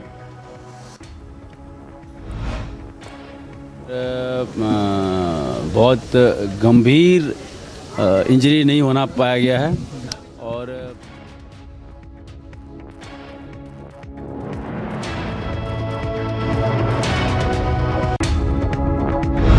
Actors Anupam Kher and Anil Kapoor reached the Max Hospital in Dehradun to meet the family members of cricketer Rishabh Pant. Talking exclusively to Republic, Anupam Kher confirmed that Pant is now in a better condition. बस उनकी तबीयत पूछी, उनकी माताजी से मिले और उनके लिए प्रार्थना की, देश की, सारे देश की प्रार्थनाएं उनके पास लेके गए और कपूर साहब और मैं एज फैंस गए थे। That's it. शीशा बात कर रहे हैं, अच्छे से बेटर है सर? मच बेटर, हाँ। In a setback for actor Sheezan in the Tunisha death case, his judicial custody has been extended for 14 days. Sheezan was arrested for allegedly abetting the suicide of his co-actor Tunisha Sharma. The Karnataka Congress state in charge, Randeep Surjewala, hit out at the Union Home Minister Amit Shah. This after the latter had hit out at Siddaramaiah for releasing over 1,700 PFI cadres. Soon after, Mamata Banerjee refused to go atop a stage after Jai Shri Ram chants echoed during the Vande Bharat launch event yesterday. The BJP has now hit out at the West Bengal government. में video conferencing में हिस्सा लिया, उसमें ममता बनर्जी जय श्री राम के नारों से चिढ़ गई और वो मंच पर नहीं बैठी। इन लोगों का स्तर इतना गिर चुका है कि राजनीति के तौर पर अपने धर्म, अपनी आस्था को छोड़ने को तैयार है। बाकी मुझे लगता है कभी कभी इनका डीएनए टेस्ट भी हो तो बहुत कुछ सामने आएगा। शुक्रिया। With COVID alarm bells ringing even in India, MOS for Health, Dr. Bharti Pawar today reviewed the RT-PCR testing facilities for passengers coming in from at-risk countries at the Kempegowda International Airport in Bengaluru.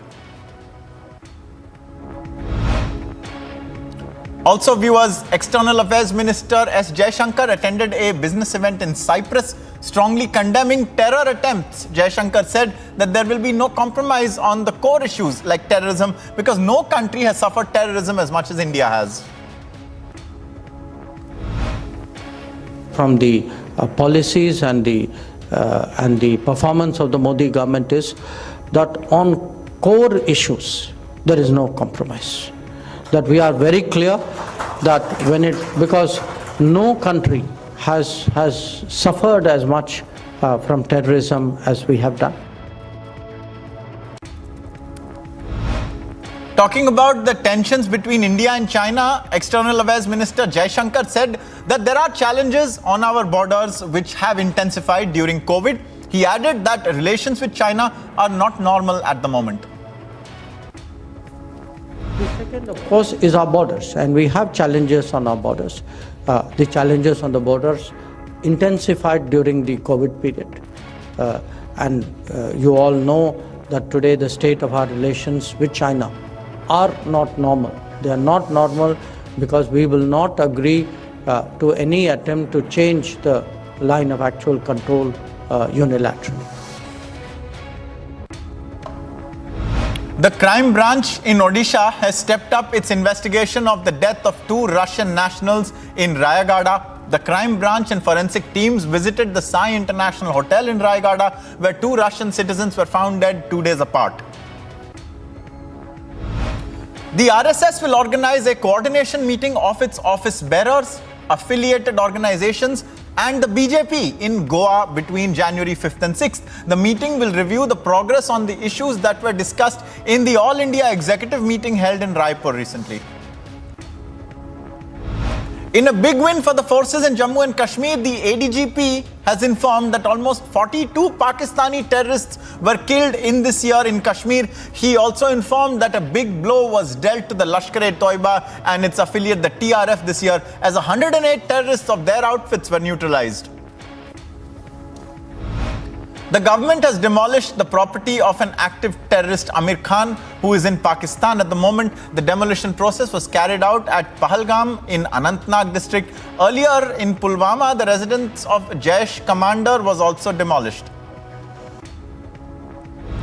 A missing report has been registered following the disappearance of para-athlete Jyoti Baweja. The Delhi police is unable to locate her. A national-level para-athlete is whom we're talking about. She had gone missing over 12 days ago. She was last located near Paharganj before she disappeared.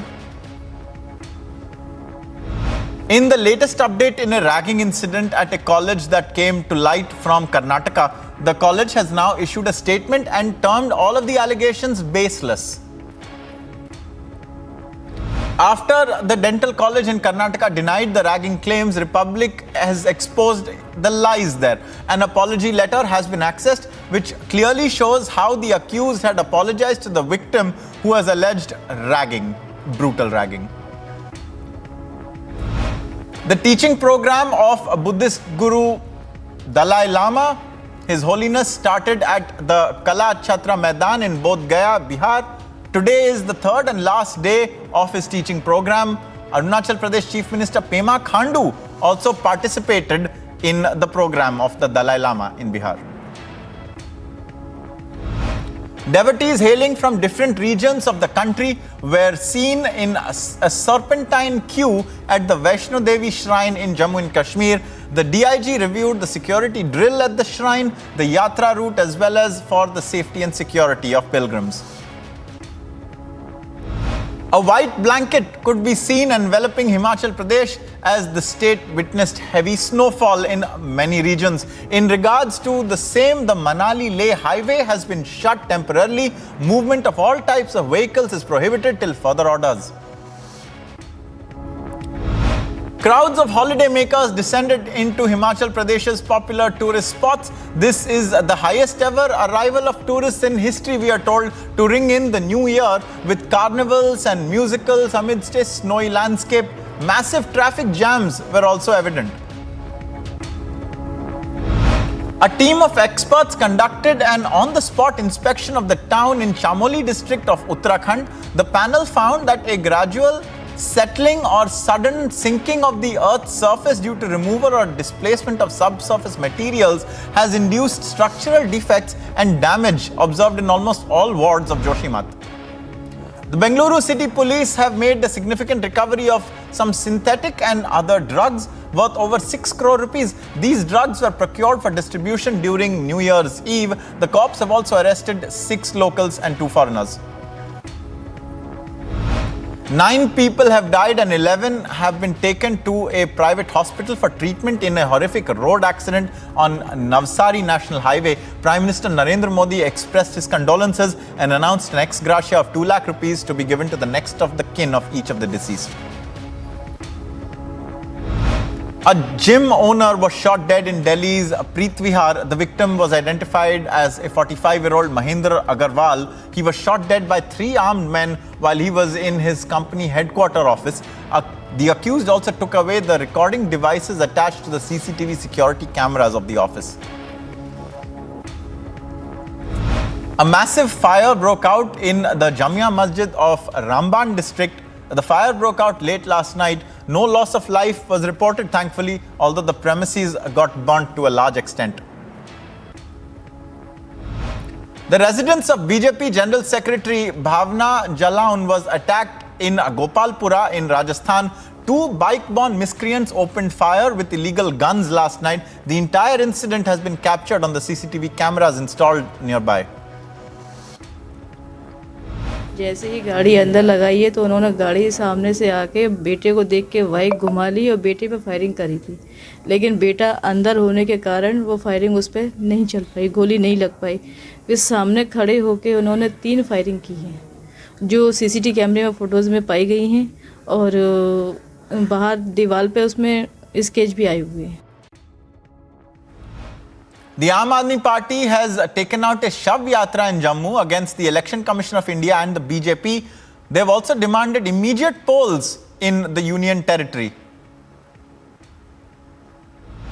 Has issued another set of threat to the Kashmiri Pandit. Another list of the Kashmiri Pandit has been shared by the terror group TRF, which is a Lashkar-backed group, and this is the 5th threat letter that has been issued by the terror group against the Kashmiri Pandits. And the Kashmiri Pandits here are demanding the protest for over 200 days, and they are saying that only solution they are seeking is the relocation out of the Kashmir Valley, as continuous threats are being issued to the Kashmiri Pandit community.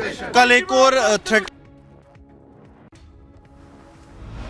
Authorities in Pennsylvania arrested a suspect in the killing of 4 University of Idaho students who were found stabbed to death in their beds more than a month ago. The Koberberger is being held for 4 charges of first-degree murder.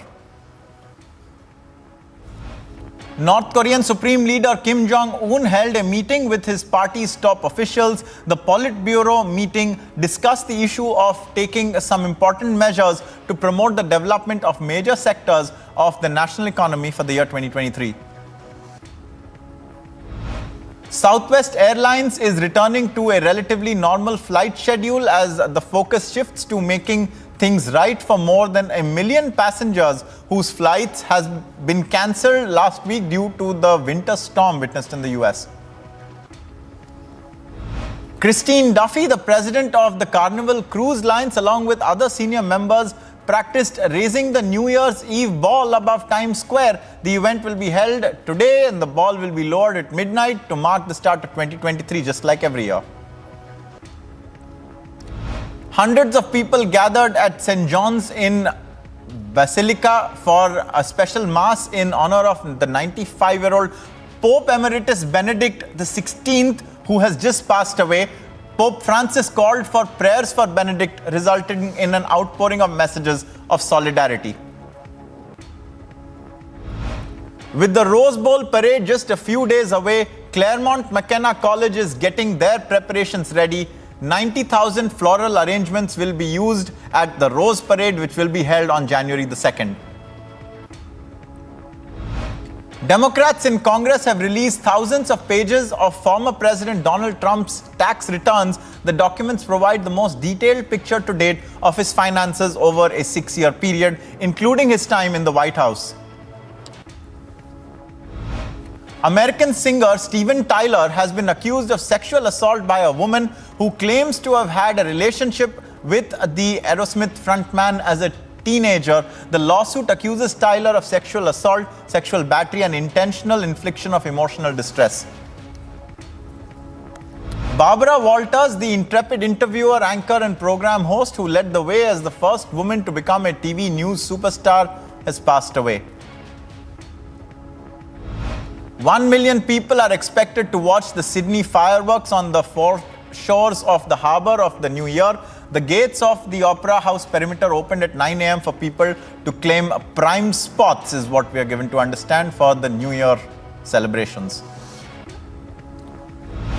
Braga and Benfica paid tribute to footballing legend Pelé as they kick-started the Portuguese Primeira Liga. Braga and Benfica players, staff and spectators observed a minutes of applause in memory of the footballing icon. Portuguese Primeira Liga leaders Benfica suffered their first league defeat of the season. In a 3-0 loss, Braga came out of the blocks fast and they took the lead a little over a minute in when Abel Ruiz gave the home side the lead, which they never surrendered. Cristiano Ronaldo is set to receive the biggest football salary in history after joining Saudi Arabian outfit Al Nassr on a 3-year deal. Al Nassr described the signing as history in the making. Olympiacos cruised to a 95-71 victory over Panathinaikos in their EuroLeague clash in Athens. Mustafa Fall led Olympiacos with 19 points while Ayesea Kanan shot 17. Virtus Bologna prevailed in a thrilling 92-88 victory over Fenerbahce in their EuroLeague match in Bologna. The squads were neck and neck throughout the match until Marco dropped a pair of threes late in the final.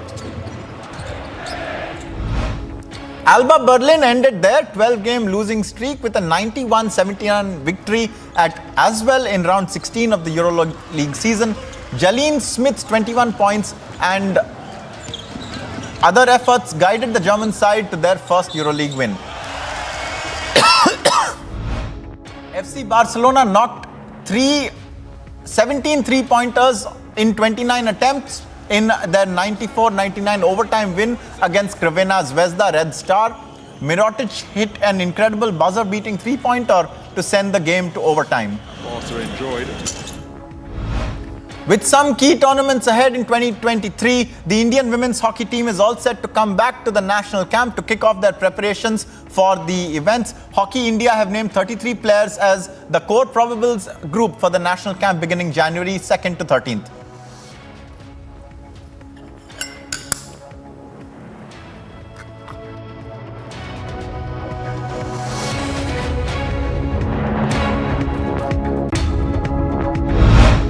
Madhya Pradesh hockey team beat Odisha in a thrilling qualifier match at the Khelo India Youth Games 2022 in Bhubaneswar. Madhya Pradesh team dominated from the start, claiming a dramatic 6-5 victory.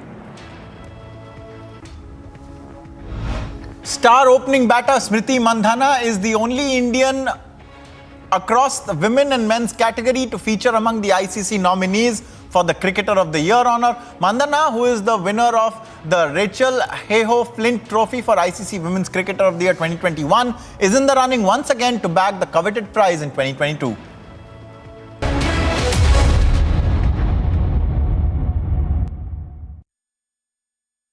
Amity has been ranked amongst the top 3% universities globally, a testimony to Amity's globally benchmarked quality.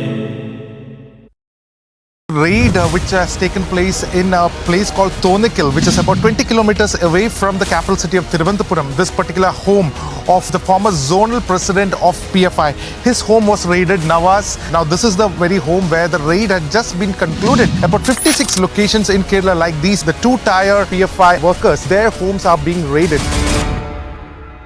Yesterday, in this very place of the Sidra, this encounter took place. This is the truck in which those terrorists were traveling. This grass they were carrying in, and this is the Kathua made. So it possibly suggests that they loaded this truck from the Kathua area, and somewhat there only the terrorists transferred or shifted to this consignment. But they gathered and they entered this truck only somewhere near Kathua. क्या वो postmortem जो कि काम इंसान की जाती क्या ये उस तरीके से नहीं की गई वही मेरे को दुख है। मैं इतना ही बोल सकता हूँ 101 तक का वो मर्डर है। सच्चाई बताता तो मेरे को भी दबा के छोड़ देती थी। Raid which has taken place in a place called Thonikil, which is about 20 kilometers away from the capital city of Thiruvananthapuram. This particular home of the former zonal president of PFI. His home was raided, Nawaz. Now this is the very home where the raid had just been concluded. About 56 locations in Kerala like these, the two-tier PFI workers, their homes are being raided. Yesterday, in this very place of the Sidra, this encounter took place. This is the truck in which those terrorists were traveling. This grass they were carrying in, and this is the Kathua made.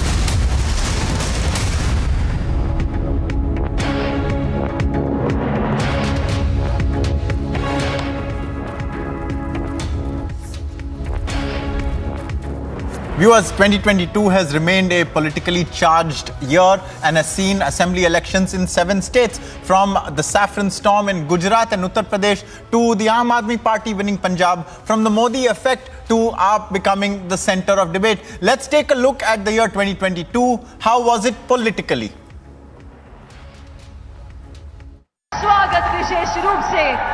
It's the final day of 2022. As the year ends, let's have a look at the elections took place in 2022.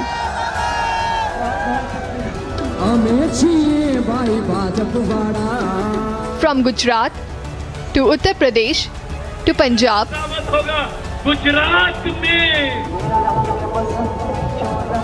2022 has witnessed 7 assembly elections, which includes 940 constituencies.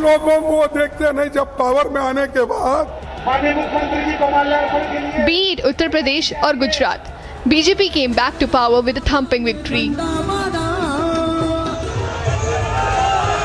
In Uttar Pradesh, BJP-led NDA came back to power with 280 seats. Bharatiya Janata party को जो प्रचंड बहुमत दिया है अपने सहयोगियों के साथ में, आज इसका परिणाम है कि भारतीय जनता पार्टी इतिहास बनाने जा रही, उत्तर प्रदेश के अंदर इतिहास बनाने की ओर अग्रसर है। हमारे नेता प्रधानमंत्री Narendra Modi. In Gujarat, BJP created history and come back to power with a thumping majority for the 7th time.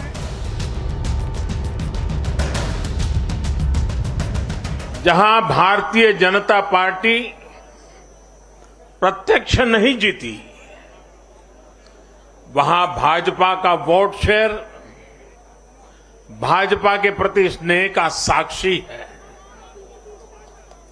मैं गुजरात और हिमाचल और दिल्ली और जनता का बहुत विनम्र भाव से आभार व्यक्त करता हूं। भाजपा के प्रति ये स्नेह देश के अलग अलग राज्यों के उपचुनाव में भी दिख रहा है। मुख्यमंत्री जी को माला पहनाएं। Apart from Uttar Pradesh and Gujarat, BJP successfully retained power in Goa, Uttarakhand and Manipur. But the hill state of Himachal Pradesh maintained its 3-decade-long trend of alternative mandate. In a classic thriller, Congress wrested Himachal from BJP by clinching 40 out of 68 seats. But earlier in this year, Congress lost Punjab to the Aam Aadmi Party. पूरी दुनिया में चर्चे हो रहे हैं आप लोगों के। पूरी दुनिया को यकीन नहीं हो रहा कि इतना बड़ा इनकलाब आ गया पंजाब के अंदर। मेरे को बहुत खुशी है 23 सालों के बाद आज पंजाब को पहली बार एक ईमानदार मुख्यमंत्री मिला है. With the victory in Punjab, Kejriwal-led Aam Aadmi Party expressed its ambition in the national politics.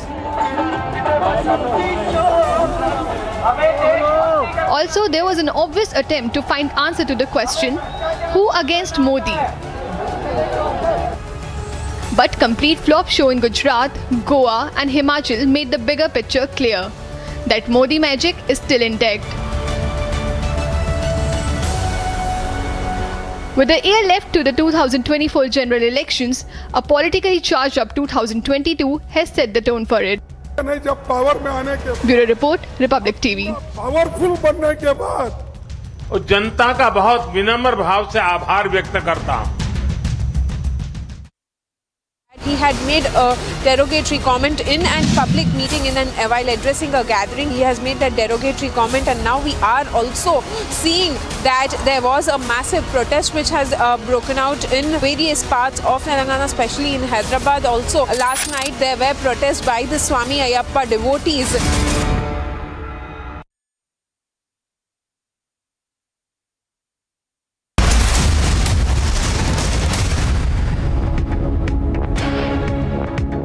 Yesterday, in this very place of the Sidra, this encounter took place. This is the truck in which those terrorists were traveling. This grass they were carrying in, and this is the Kathua made. So it possibly suggests that they loaded this truck from the Kathua area, and somewhat there only the terrorists transferred or shifted to this consignment.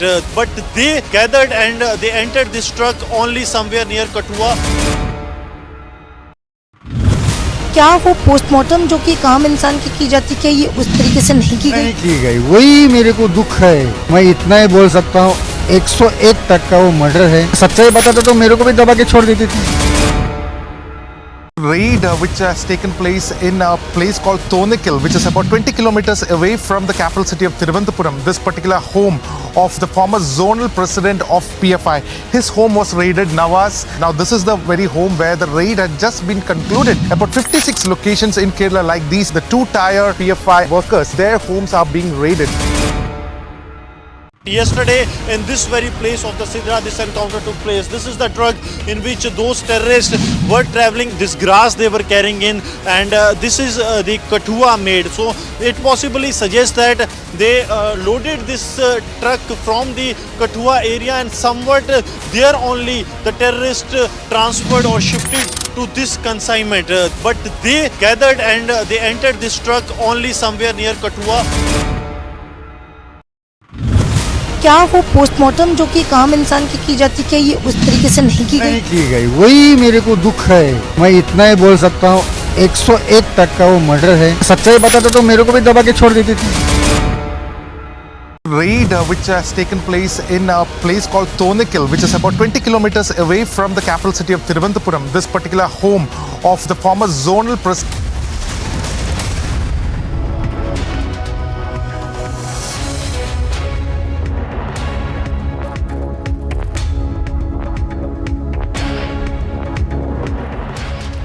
Hello and welcome, ladies and gentlemen. You are watching Live and Breaking on Republic TV with me, Ankit Prasad. It's the last day of the year 2022 and we have a lot of stories that we're tracking, including Rahul Gandhi's latest insult to the forces, whom he says the government doesn't listen to, but he then refuses to listen to the forces when they say that China hasn't taken any of our territory. We'll tell you about this and a lot more on this bulletin.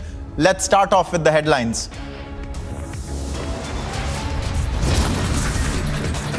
Sheezan Khan sent to 14 days of judicial custody, even as he files a plea to seek security in jail. Cricketer Rishabh Pant recovering, likely to be shifted to Delhi at some point for further treatment, we are told.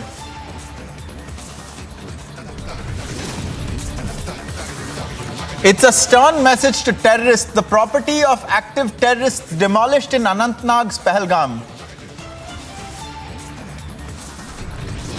Rattled by the constant crackdown, Lashkar offshoot issues a fresh hit list of Kashmiri Pandit employees.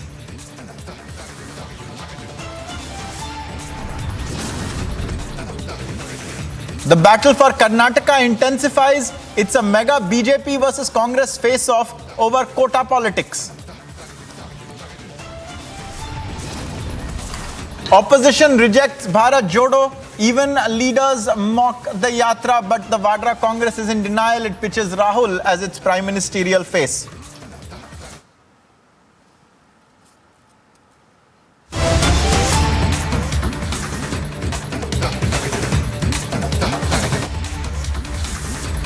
Viewers, there appears to be all-out confusion in the opposition even as the year 2022 ends. The debate over Modi versus who going forward has once again been reignited. After a complete flop show of a Bharat Jodo Yatra, Rahul Gandhi sought the help of other opposition leaders to join him as it continues. But those leaders, the likes of Akhilesh Yadav, have distanced themselves, saying their ideology is different.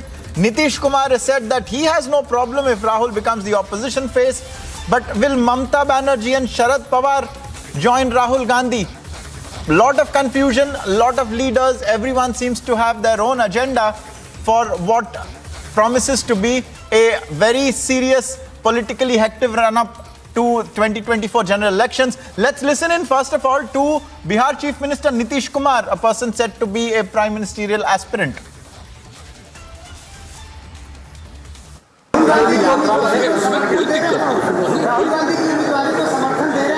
नहीं, इसमें हम लोग कोई दिक्कत नहीं, तो एक साथ बैठे पहले और एक साथ बैठ करके सब करें, क्या दिक्कत है उसमें?